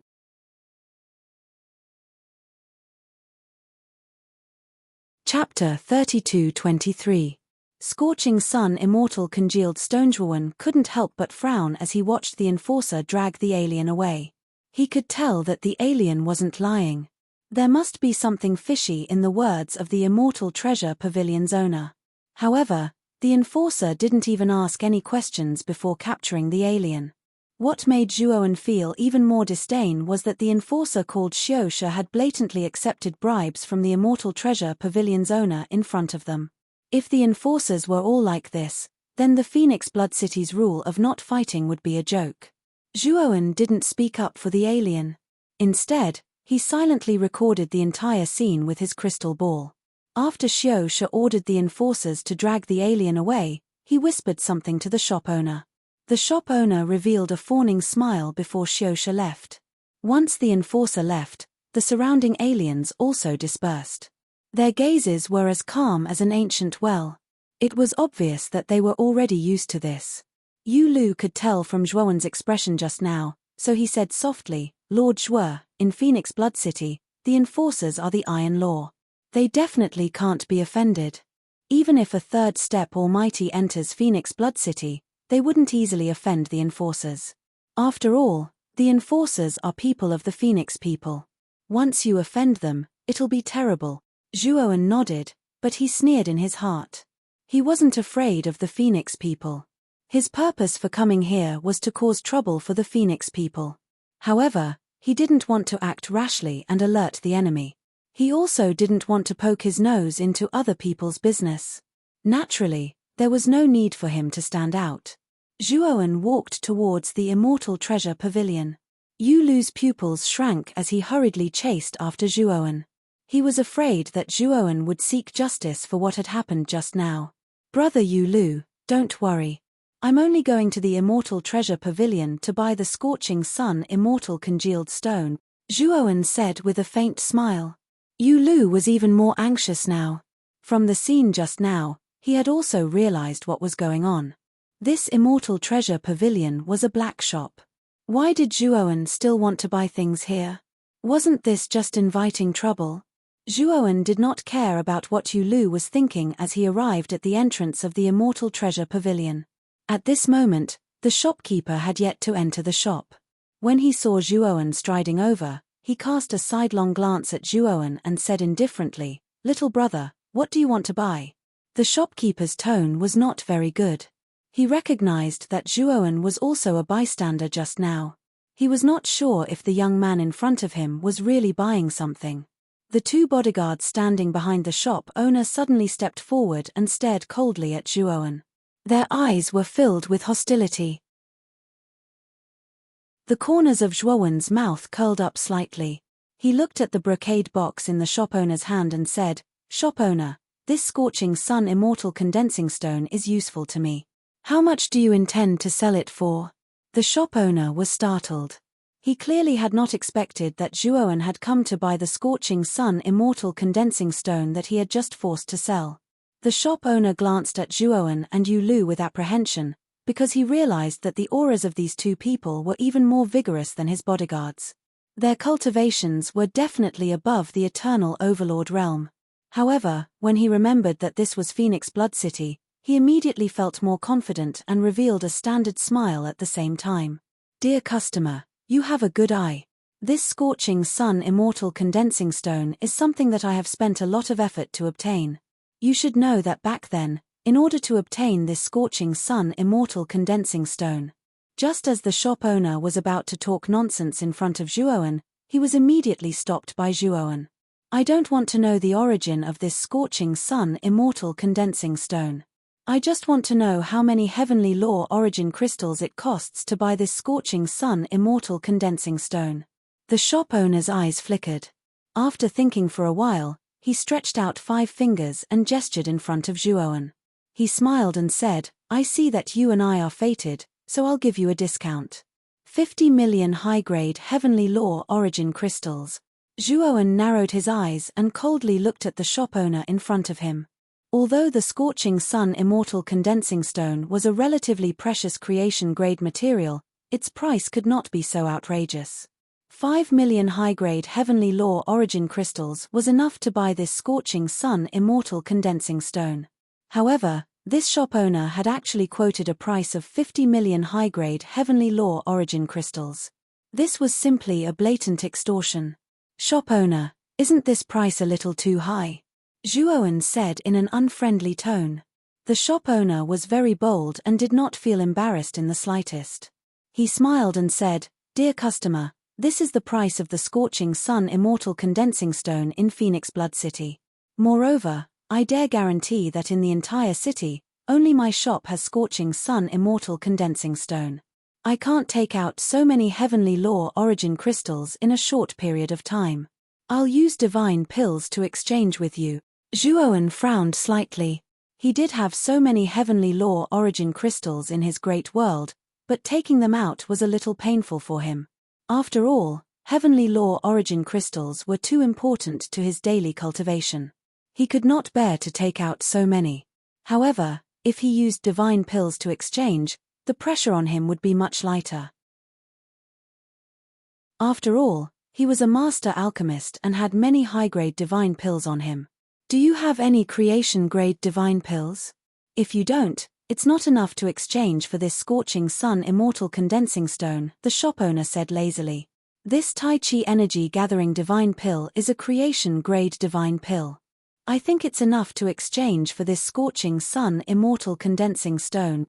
Zhuoan took out the Tai Chi energy gathering divine pill he had refined in the devouring clan tribe and handed it to the shop owner. "It's actually the Tai Chi energy gathering divine pill."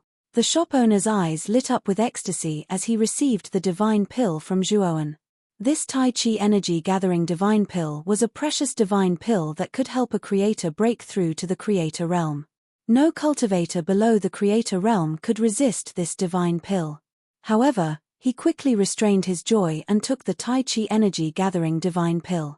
He looked at Zhuoan expectantly and asked, "Do you have more on you? 1 Tai Chi energy gathering divine pill should be enough to exchange for this scorching sun immortal condensing stone, right?" Zhuoan said indifferently. 10.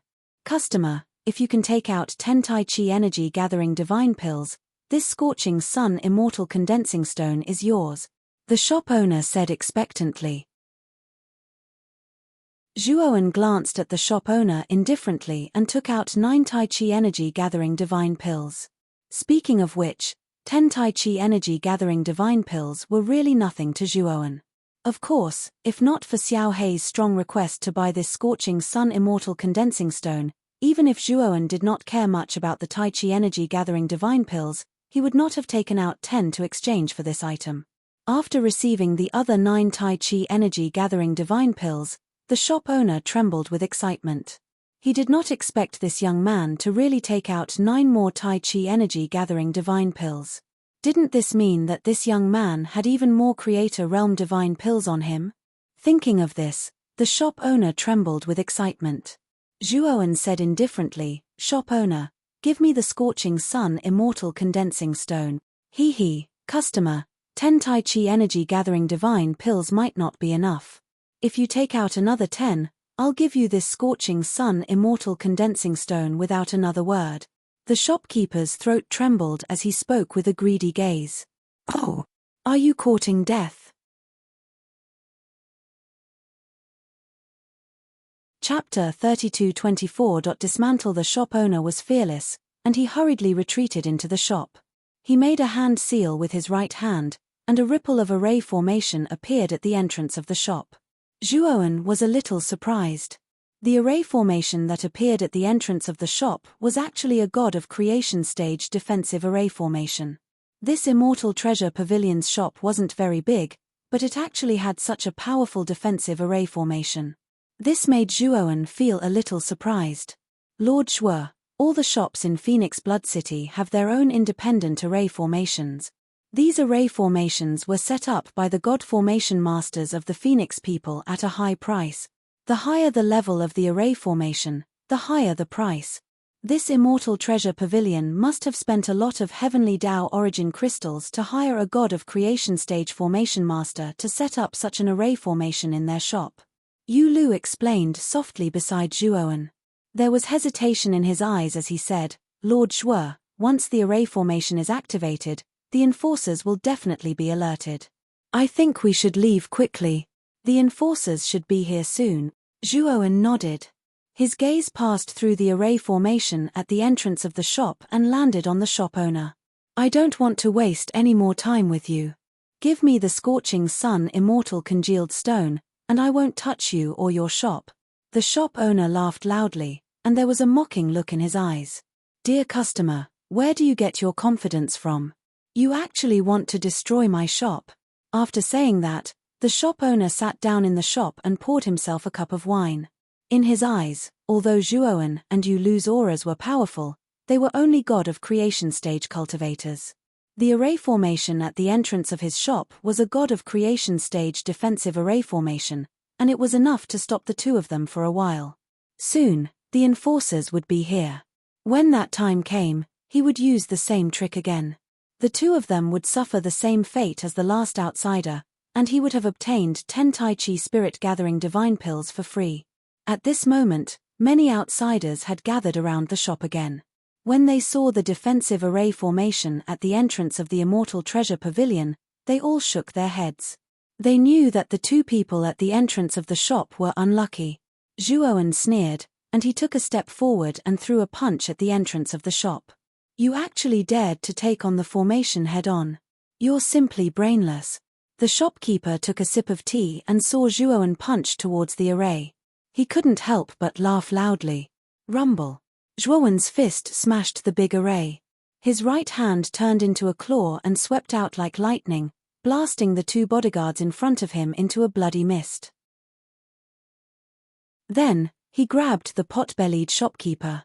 The shopkeeper had just taken a sip of tea, but before he could swallow it, Zhuowen grabbed his neck with his right hand. This. What's going on?" The shopkeeper was astonished. When had the God of Creation stage defensive formation in front of his shop become so fragile? Spare, my life." The shopkeeper's body trembled as he sensed the terrifying killing intent in Zhuowen's eyes. He almost knelt down and begged for mercy.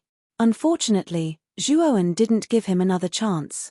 He exerted force with his right hand and snapped the shopkeeper's neck. A powerful force invaded the shopkeeper's mind and crushed his soul. The moment he killed the shopkeeper, Zhuowen took away the shopkeeper's spiritual ring. Zhuowen swung his right hand and threw the shopkeeper onto the signboard of the Immortal Treasure Pavilion. The shopkeeper's huge body smashed the signboard into pieces. Then, the signboard fell to the ground heavily. "Yulu, let's go." Zhuowen grabbed Yulu.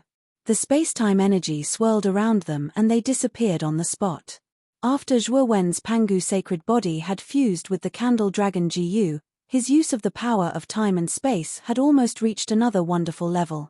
When he disappeared and left, no one around saw it clearly. Not long after Zhuowen disappeared, Xiosha arrived with a team of law enforcers. When Xiosha saw that the signboard of the Immortal Treasure Pavilion had been smashed and that the shopkeeper and 2 bodyguards were dead in the shop, he was furious. Who did this? Xiosha glanced at the surrounding alien tribes with an unfriendly gaze. The surrounding alien tribes' eyes flickered. They were all frightened by Xiosha's fierce gaze.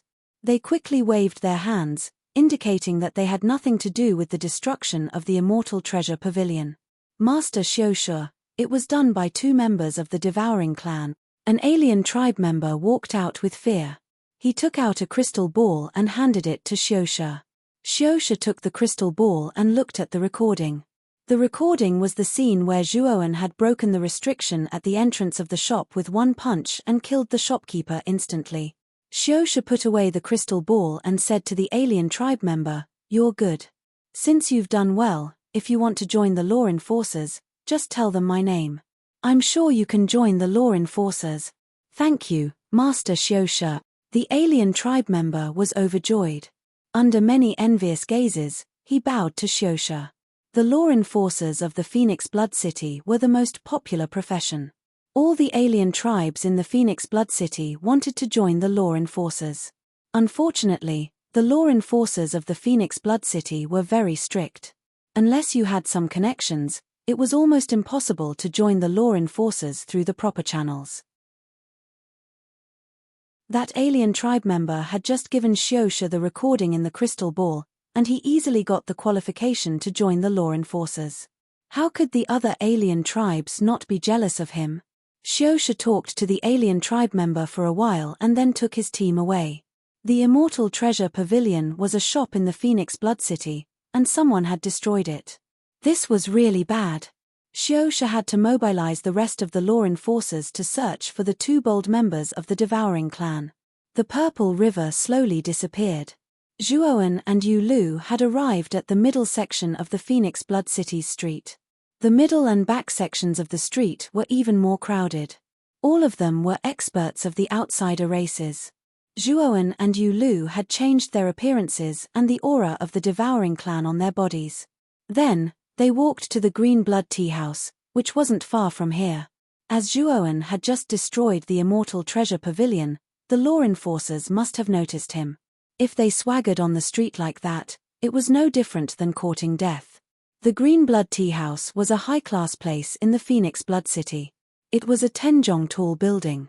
Among the many shops, it stood out like a crane in a flock of chickens. Entering the Green Blood Tea House, a beautiful alien tribe woman wearing a cheongsam leisurely walked over. Her beautiful face was filled with a professional smile. This beautiful alien tribe woman didn't look different from a human. The only difference was that she had a white, furry fox tail. 9-tailed fox tribe? Zhuowen was surprised. This beautiful alien tribe woman had the same aura as Mai Ying, whom he had met in the Slaughter Heavenly Domain. However, her aura was much weaker. This woman was just a newbie who had just reached the Dao realm. Hearing Zhuowen mention the 9-tailed fox tribe, the beautiful alien tribewoman's face stiffened. She hurried to say, "Sir, you're joking. I'm Hu Mai. I'm not from the noble 9-tailed fox tribe. I'm just from the white fox tribe." Master Zhuo, the white fox tribe and the 9-tailed fox tribe are similar. However, their positions are as different as heaven and earth. The members of the white fox tribe have only 1 tail, while the 9-tailed fox tribe has at least 2 tails. It's impossible for them to have only 1 tail. Yulu lowered his voice to Zhuowen. I'm sorry. I was rash. Zhuowen apologized.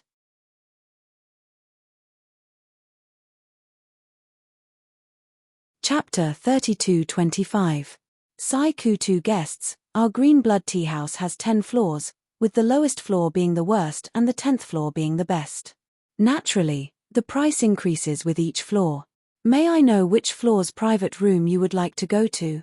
Humai said as she handed Zhuowen and Yulu a palm-sized jade token each. This jade token recorded a lot of information about the green blood tea house, as well as the various teas, pastries, and other delicacies in the green blood tea house, as well as the corresponding prices. With a sweep of divine sense, this information could be clearly seen. We have a friend who has booked a private room here, the 3rd floor's heaven room, Yulu said as he returned the jade token to Humai. By the time Zhuowen and Yulu arrived at the Bishua tea house, Yulu's acquaintance had already sent Yulu the private room he had booked. Therefore, the two of them did not need to book an additional private room, they only needed to report the room number. 2 guests, please follow me. Humai smiled as she put away Zhuowen and Yulu's jade tokens and led them to the 3rd floor. 2 guests, this is the 3rd floor's heaven room. You may enter. Humai will withdraw first. After Humai finished speaking, she automatically withdrew while Zhuowen and Yulu opened the door and entered. The private room was very spacious, and near the window, there was a carved jade table.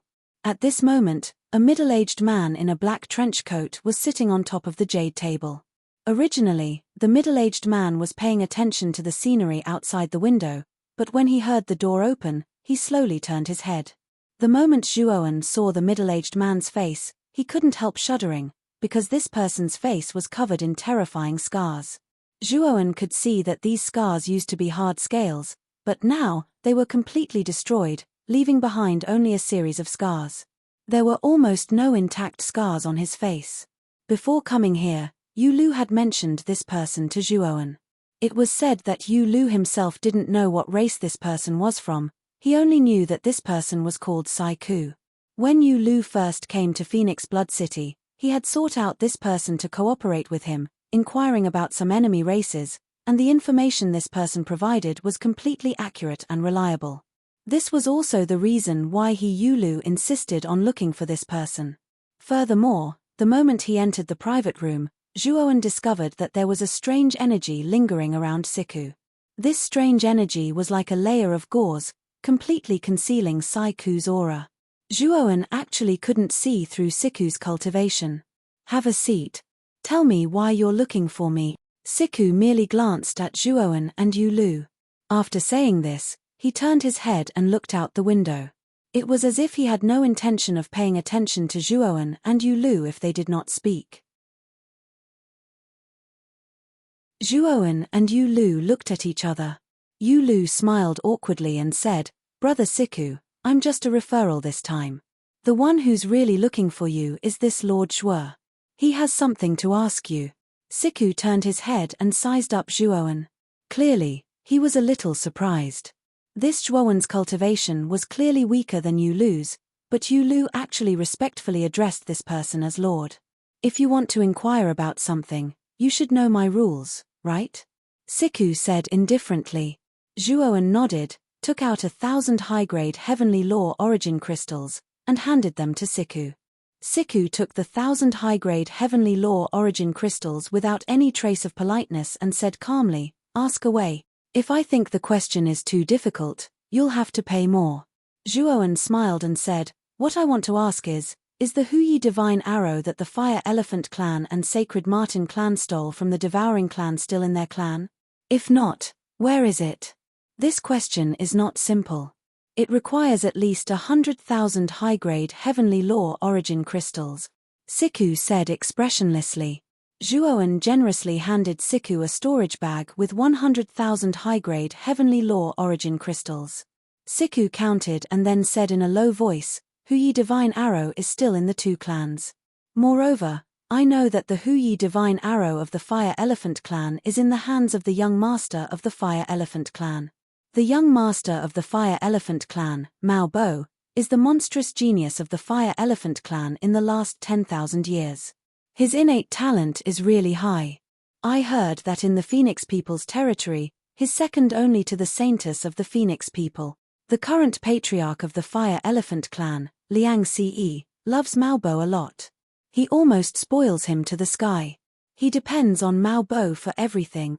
Mao Bo wanted the Huyi divine arrow, and Liang Ce didn't hesitate to give it to Mao Bo. At this point, Siku leaned back and looked at Zhuowen with a smirk. Zhuowen took out another storage bag and said indifferently, "Continue." Siku took the storage bag, checked its contents, and revealed a satisfied look before continuing. Mao Bo happened to be in Phoenix Blood City during this period of time.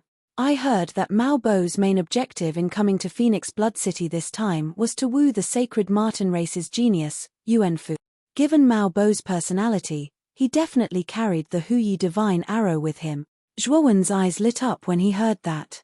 If what Siku said was true, then the Huyi divine arrow of the Fire Elephant clan wouldn't pose much of a problem to him. I advise you to think thrice before you act. Mao Bo is a monstrous genius. His cultivation is already at the peak of the Genesis stage and he can fight against a mid-stage creation lord. Given your strength, you will just be asking for a beating if you go there. Furthermore, Mao Bo is always secretly protected by exceptional experts from the Fire Elephant clan.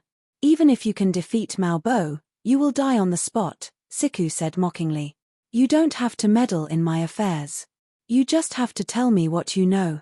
Now, tell me the whereabouts of the sacred Marten races Huyi divine arrow.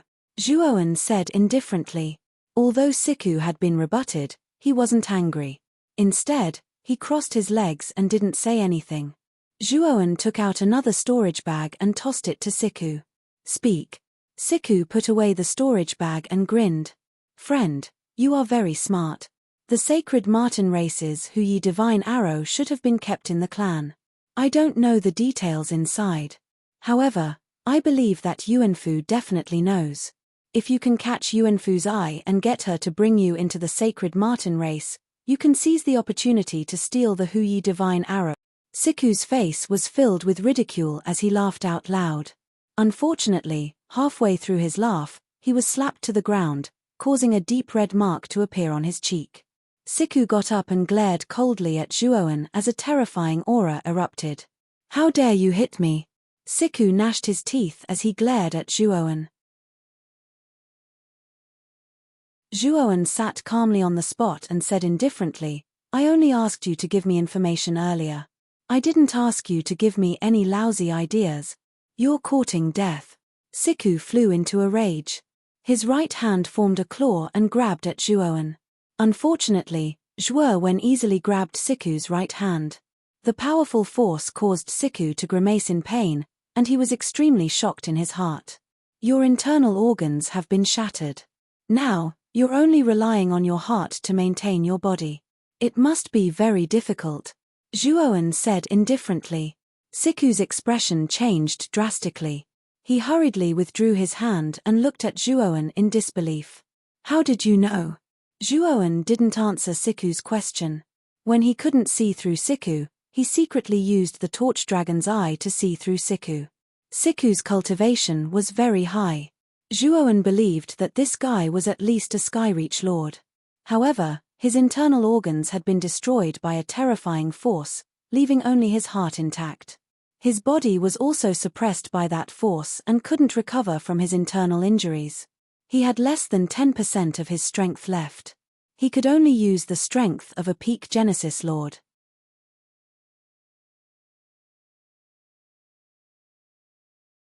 Chapter 32-26. The Shadow Clan friend, do you have a way to save me? Siku asked respectfully. He was no fool. He knew that this young man had seen through his problem with a single glance, so he definitely had a solution. Back then, he had been hunted down by a powerful enemy. He had narrowly escaped death, but he had managed to escape with his life in the end. However, that enemy's power contained a powerful curse energy. This curse energy had corroded his organs. Once his internal organs were completely corroded, the power of the curse would seep into his soul and eventually annihilate it. At that time, he would undoubtedly die. Over the years, his organs had constantly been corroded, and his strength had constantly declined. He had tried countless methods, but none of them had been able to resolve the problem of the curse energy in his body. However, this young man had seen through his problem with a single glance. How could Siku not be overjoyed? He seemed to have found hope. He stared at Zhuowen with blazing eyes, his eyes filled with anticipation. If I'm not wrong, the power in your body should be a type of curse power, Zhuowen continued. The shining dragon eye could not just see things. It could also analyze what it saw, so Zhuowen could tell with a single glance that the energy was a curse energy. Siku's face flushed with excitement. He hurriedly returned all the heavenly law origin crystals to Zhuowen and knelt in front of Zhuowen. He said expectantly, "Friend, if you can help me resolve my problem, I'll agree to anything you want. I can indeed resolve your problem, but the price will be great. I'll suffer a great loss," Zhuowen said indifferently. Siku's expression changed slightly. He hurriedly took off his spirit ring and handed it to Zhuowen. "Sir, this spirit ring contains all my savings over the years. There are tens of millions of heavenly law origin crystals in there, as well as many refining materials and divine medicines. I'll give them all to you. I only hope that you can resolve my problem." Siku looked at Zhuowen with an urgent gaze. He had also changed the way he addressed Zhuowen from friend to sir. Zhuowen returned the spirit ring to Siku and said indifferently, "I do not need your spirit ring.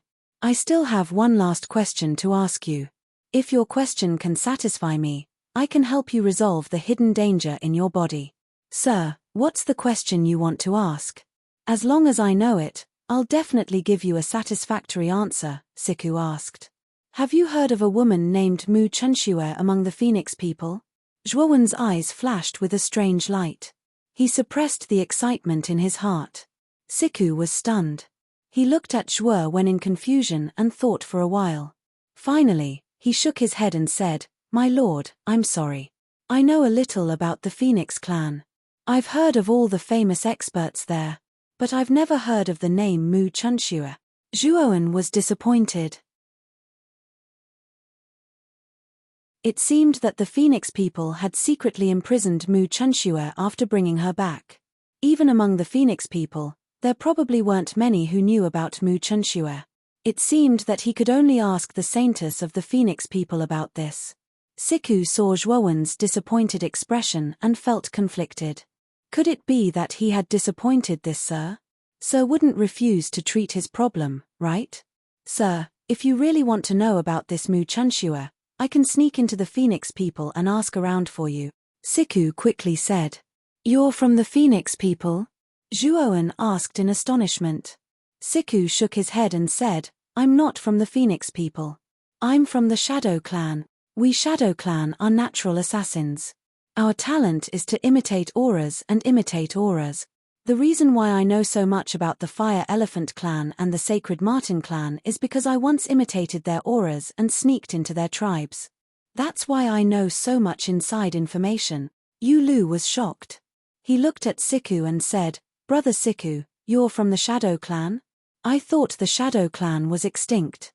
I didn't expect them to still exist." Siku's eyes dimmed. He sighed and said, "Our Shadow Clan's talent is too heaven-defying. There are very few of us. Now, I'm the only one left in the Shadow Clan." Zhuowen thought highly of Siku. He didn't expect Siku to be able to imitate auras and sneak into a foreign tribe. His talent was too awesome. Zhuowen's eyes lit up. He thought of a good idea. His great world could turn into tiny dust particles. He could enter his great world and let the dust particles from his great world adhere to Siku's body. Then, Siku would bring him to the Phoenix people. If he was lucky and found Mu Chunxue, he could save Mu Chunxue and leave the Phoenix people. Siku was very good at reading people's expressions. He saw the light in Zhuowen's eyes and knew that Zhuowen might be interested in his ability. "If you really have such an ability, I can save you. But I have a request. You must bring me into the Phoenix people. I have something important to do and I need to enter the Phoenix people," Zhuowen said. "Sir, I can't bring you in. The Phoenix people are very sensitive to the auras of foreign tribes. If I didn't have the talent to imitate auras, I wouldn't be able to enter the Phoenix people," Siku said awkwardly. Don't worry. I have a space artifact. I can enter it myself and turn into dust to hide on your body. When the time comes, you just have to bring that dust particle in, Zhuowen said. Siku's eyes narrowed as he looked deeply at Zhuowen. He knew very well that ordinary space artifacts couldn't store living beings. Only an extremely high-level spatial artifact could allow living beings to be stored inside, and this type of spatial artifact usually contained a complete world. Such a high-grade spatial artifact was extremely rare and precious. Even many sovereign transcendence experts might not necessarily have such a high-grade spatial artifact. However, the young man in front of him had one. This made Siku look at Zhuowen with even more respect and fear. He knew very well that someone who had such a space artifact definitely had a great background and couldn't be offended easily. Sir, if you have such a space artifact, I can promise to bring you into the Phoenix people. I just don't know why you want to enter the Phoenix people. Siku asked submissively. You don't need to know that. You just need to know that I need you to bring me into the Phoenix people. Oh, right. In order to dispel the power of the curse in your body, I might need to refine some divine pills for you to consume. Moreover, the power of the curse has corroded you too much. So, the treatment period will be longer, Zhuowen said. Siku hurriedly said, the treatment period doesn't matter. As long as you can cure the power of the curse in my body, I will be grateful. Millimeter, you can leave now. Next, I will need to refine pills to deal with the problem in your body. I will need to cultivate in seclusion for a few days, Zhuowen said calmly. Siku bowed respectfully and followed Yu Lu out of the private room. After walking out of the private room, Siku looked at Yu Lu and said, Brother Yu Lu, is this sir also an alchemist? Yu Lu's eyes were filled with reverence as he said in a low voice, Yes, Sir Zhuo is at least a creation-grade alchemist.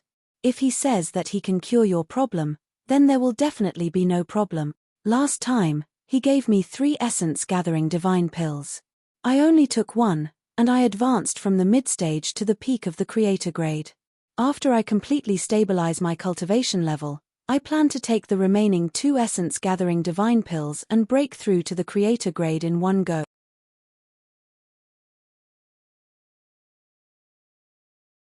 Chapter 32-27. Immortal Bird Purgatory. Zhuowen sat cross-legged in the private room and did not immediately start refining pills. The problem with Siku's body was the power of the curse. As long as the power of the curse was removed, it would be fine. Zhuowen was a heaven-reaching alchemist after all. The power of the curse was a very difficult problem for others, but it was very simple for him. He only needed to refine a 7 transformation curse pill to completely remove the power of the curse on Siku's body. Refining the 7 transformation curse pill did not take much time for Zhuowen, so he was not in a hurry to refine the pill. Zhuowen took out a brocade box from the outside world, while Xiao He flew out with the Death Sacrifice Sword and Blood Immortal Sword, looking at the brocade box in Zhuowen's hand expectantly. Zhuowen threw the brocade box to Xiao He and said with some pain, Xiao He, in exchange for a mere scorching sun immortal conglomerate stone, I spent 10 Tai Chi energy gathering divine pill. Xiao He took the brocade box and gave Zhuowen the middle finger, saying, You smashed the immortal treasure pavilion, so those 10 Tai Chi energy gathering divine pills are back in your hands, and there's also the shopkeeper's spirit ring. I'm afraid there's a lot in there. Good stuff. Zhuowen shrugged and didn't refute. If the shopkeeper wasn't so greedy and overbearing, Zhuowen really did intend to continue the transaction with the shopkeeper. Unfortunately, the shopkeeper did not know what was good for him, so Zhuowen had to take action. The brocade box opened, and the scorching sun immortal conglomerate stone emitted a blazing light and floated in the air. Xiao He controlled the Thunderfire Sword and suddenly stood on the surface of the scorching sun immortal conglomerate stone. A powerful force burst out, and the scorching sun immortal conglomerate stone shattered into countless powder that emitted light. These powders quickly recombined in midair, finally forming a spherical golden stone. This round stone emitted a dazzling light. From afar, it looked like a small sun. I really haven't seen it before. This is not a scorching sun immortal congealed stone at all, but a higher-grade profound sun god congealed stone, haha. With this profound sun god congealed stone, this dragon lord can advance again. Xiao He laughed complacently. The device spirits of the blood immortal sword and the sacrificial death sword congratulated Xiao He in a human-like manner. It's actually the profound sun god congealed stone. Zhuowen was also dumbfounded. This profound sun god congealed stone was of a higher grade than the scorching sun immortal congealed stone. However, it was a true transcending heaven-level refining material. It was an extremely rare refining material. However, the value of the profound sun god congealed stone was far above the scorching sun immortal congealed stone. Not to mention 10 Tai Chi spirit gathering divine pills, even 100 Tai Chi spirit gathering divine pills would not be able to exchange for the profound sun god congealed stone. This time, he had really picked up a huge treasure. Hee. Kid, thank you so much this time. I'll accept this profound sun god congealed stone first. After I refine this profound sun god congealed stone, I think I should be able to advance to the middle stage of the transcending heaven level. At that time, if you need anything, just tell me. I'll definitely help you to complete it. After Xiao He said this happily, he took the blood immortal sword and the sacrificial death sword and entered the macro world. Zhuowen's eyes were filled with envy. During this period of time, Xiao He had obtained a lot of precious resources. His cultivation progress was so fast that even Zhuowen was dumbfounded. He remembered that Xiao He had advanced to the transcending heaven level not long ago. Now that he had obtained the profound sun god congealed stone, he was actually going to advance again. This speed was a bit too fast. Device cultivators are really terrifying. As long as there are enough resources, there is no bottleneck at all. Zhuowen muttered to himself. He knew very well that device cultivators were gluttons. To embark on the path of device cultivators, one had to constantly search for resources to advance. Moreover, the resources needed by device cultivators could definitely be described as terrifying. If it weren't for Zhuowen's continuous fortuitous encounters, how could Xiao He obtain so many resources, let alone advance so quickly? After Xiao He entered the macro world, Zhuowen also turned into a ray of light and disappeared into the macro world. Zhuowen didn't go to Xiao He's cave residence. He knew that Xiao He was going to seclude himself to advance. At this moment, he naturally didn't choose to disturb him. He went straight to the center of the macro world, where the small island in the lake was. On the small island, there was a magnificent mansion. Zhuowen's arrival alarmed Ghost Plume and Yin Wuxie in the mansion. Greetings, Master. Ghost Plume and Yin Wuxie hurriedly saluted Zhuowen, their eyes full of respect. This was because they realized that Zhuowen's aura was much stronger than the last time he had entered the macro world. They knew that Zhuowen had become much stronger again. Zhuowen glanced at Ghost Plume again. He realized that Ghost Plume had unknowingly advanced to the creator stage and was now at the mid-stage of the creator stage. Ghost Plume was indeed the #1 prodigy of the 10 Extremes Yin Corpse sect. His talent was indeed much better than that of ordinary cultivators. How is the Holy Maiden of the Phoenix people? Zhuowen asked. Master, everything is normal. The Holy Maiden of the Phoenix people has been under house arrest in the mansion. Recently, she has been much quieter, Yin Wuxie said respectfully. All right. Bring me there, Zhuowen said. The main reason he had come to the macro world to meet the Holy Maiden of the Phoenix people was to find out the exact location of Mu Chunshue's imprisonment. Since Siku could imitate the aura of the Phoenix people and blend into the Phoenix people, he only needed to know the exact location of Mu Chunshue's imprisonment. When the time came, he would just ask Siku to bring the macro world to Mu Chunshue's location. Then, he would immediately take action and rescue Mu Chunxue. In the depths of the mansion, Yin Wuxie opened the door to the innermost room. Zhuowen entered the room and saw the Holy Maiden of the Phoenix people kneeling on a futon. She was wearing a fiery red dress. In front of the futon was a coffee table. At this moment, the Holy Maiden of the Phoenix people was facing Zhuowen. She gracefully filled 2 teacups on the coffee table with tea. You knew I would come to find you. Zhuoan raised his eyebrows and sat opposite the Holy Maiden of the Phoenix people. The Holy Maiden of the Phoenix people looked coldly at Zhuoan and said, "Since you came to find me, you must have arrived at Phoenix Blood City, right? You want to ask about the location of Mu Chunshue's imprisonment, right? Since you've already guessed my intentions, then tell me honestly." "I don't like to use force," Zhuoan said lazily. "What's the harm in telling you?" The Holy Maiden of the Phoenix people sneered and continued, "Mu Chunshue is imprisoned in the Phoenix Purgatory. You probably don't know what kind of place the Phoenix Purgatory is, right? The Phoenix's resentment is imprisoned in the Purgatory. All living things that enter the Phoenix Purgatory will be tortured to death. After they die, they will be resurrected by the resentment of the Phoenix. They will continue to be tortured until they die. The cycle will repeat and the pain will be unbearable." When the Holy Maiden of the Phoenix people said this, her expression was ferocious and her beautiful eyes were filled with madness. Slap. Zhuoan slapped the Holy Maiden of the Phoenix people to the ground. The murderous intent in his eyes seemed to have materialized and filled the entire room.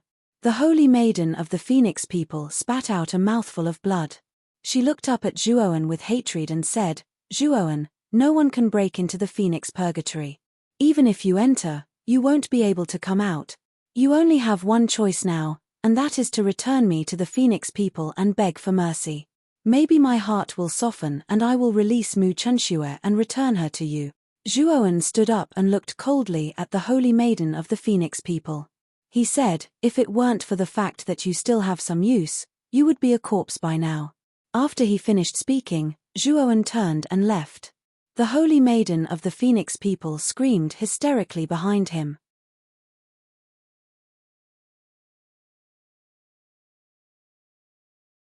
Chapter 32-28. Mooring and Yuanfu. 3 days later, the door to the heaven-titled private room on the 3rd floor of the Bloodshed Tea House opened. Yu Lu and Siku, the two people who had been waiting for a long time outside the door, both revealed excited looks. Siku's gaze was even filled with anticipation and fervor. He knew that Zhuoan exiting seclusion definitely successfully refined the divine pill that could resolve the hidden dangers in his body. Zhuoan threw a jade bottle to Siku and said, "There are 12 7 transformation curse pills inside. You consume one every 7 days. After 84 days, the curse power in your body will more or less recover. After this bottle of 7 transformation curse pills is consumed, I'll give you another bottle, until the curse power in your body is completely purged." Siku received the jade bottle and was wild with joy. He poured out a 7 transformation curse pill without hesitation and directly swallowed it. When the medicinal pill entered his stomach, he only felt his entire body warm up. Immediately, he discovered that the curse power that had always been wreaking havoc in his body seemed to be suppressed in some way at this moment. It was actually not like normal, wantonly wreaking havoc in his body. And his pain also eased a lot at this moment. He knew that the instant he consumed the 7 transformation curse pill, the curse power in his body was resolved a little. "Many thanks, Lord Shuo." Siku's eyes were full of excitement, involuntarily kneeling on the ground. He was tormented by the curse power for so many years. God knows how many times he wanted to commit suicide. But now, the 7 transformation curse pill that Zhuoan gave him the dawn of hope. That kind of joy was no less than regaining a new life. Zhuoan helped Siku up and said with a faint smile, "Brother Siku, you don't owe me anything. I helped you resolve the hidden dangers in your body in order to help myself too." Siku calmed down. He stood up, cupped his fists, and said solemnly, "I, Siku, will remember this kindness. If Lord Shuo has any instructions in the future, I, Siku, will definitely help Lord Shuo do it even if I have to go through water and tread on fire." Oh right, Brother Siku, previously you said that the Fire Elephant clan's young patriarch, Mooring, is in Phoenix Blood City right now?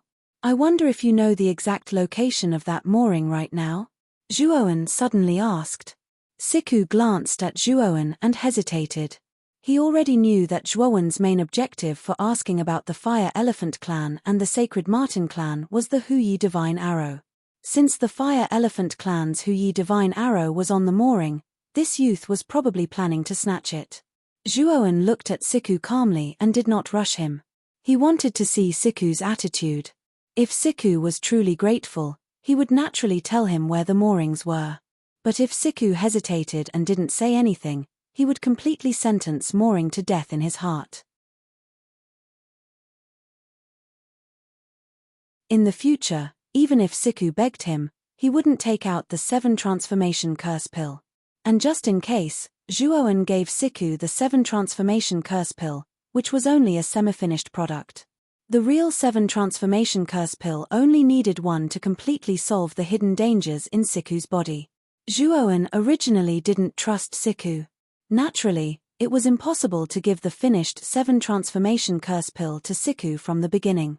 If Zhuoan was satisfied with Siku's performance, Zhuoan didn't mind giving the complete 7 transformation curse pill to Siku and perfectly solve the hidden dangers in his body. Lord Zhuo, Mooring is actually in the Green Blood Tea House. It's just that he's rich and imposing and lives on the 10th floor of the Green Blood Tea House. And the Sacred Martin clan's prodigy, Uefu, also lives on the 10th floor of the Green Blood Tea House. Mooring is only staying there because of Uefu, Siku said solemnly. Oh, he lives in the Green Blood Tea House? Zhuoan narrowed his eyes and said to Yulu, Brother Yulu, tell the person in charge of the Green Blood Tea House that we plan to book a private room on the 10th floor. Sir, if you want to book a private room, you don't need to find the person in charge of the tea house. Just find me. I can book the private room you need. A crisp and charming voice sounded. At the end of the corridor outside the private room, Humai, who was wearing an enchanting chipao, walked over leisurely. So it's Miss Humai. Since Miss Humai can book a private room, I'll leave it to you. I need a room on the 10th floor, but I have a request. My room must be close to Uefu, Zhuoan said. Humai's beautiful eyes were filled with surprise.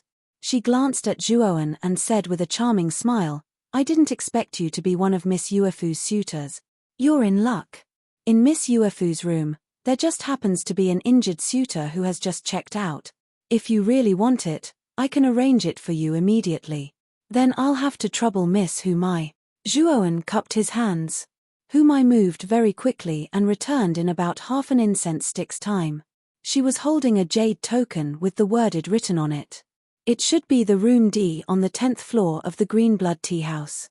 Sir, this is the room card for the 10th floor D room of the Green Blood Tea House. But before that, you need to pay a deposit of 3 million Heavenly Law Origin crystals. But sir, you don't have to worry. When you check out, we'll refund you more or make up the difference. We won't tamper with the deposit, Humai said with a smile. Miss Humai, do you really believe that I can take out so much deposit at once? Zhuoan looked at Humai in surprise. The latter had already prepared the room card without even asking him about the deposit. If he couldn't take out so much deposit, wouldn't it be very awkward? The first time I met Sir, I knew that Sir was not an ordinary person.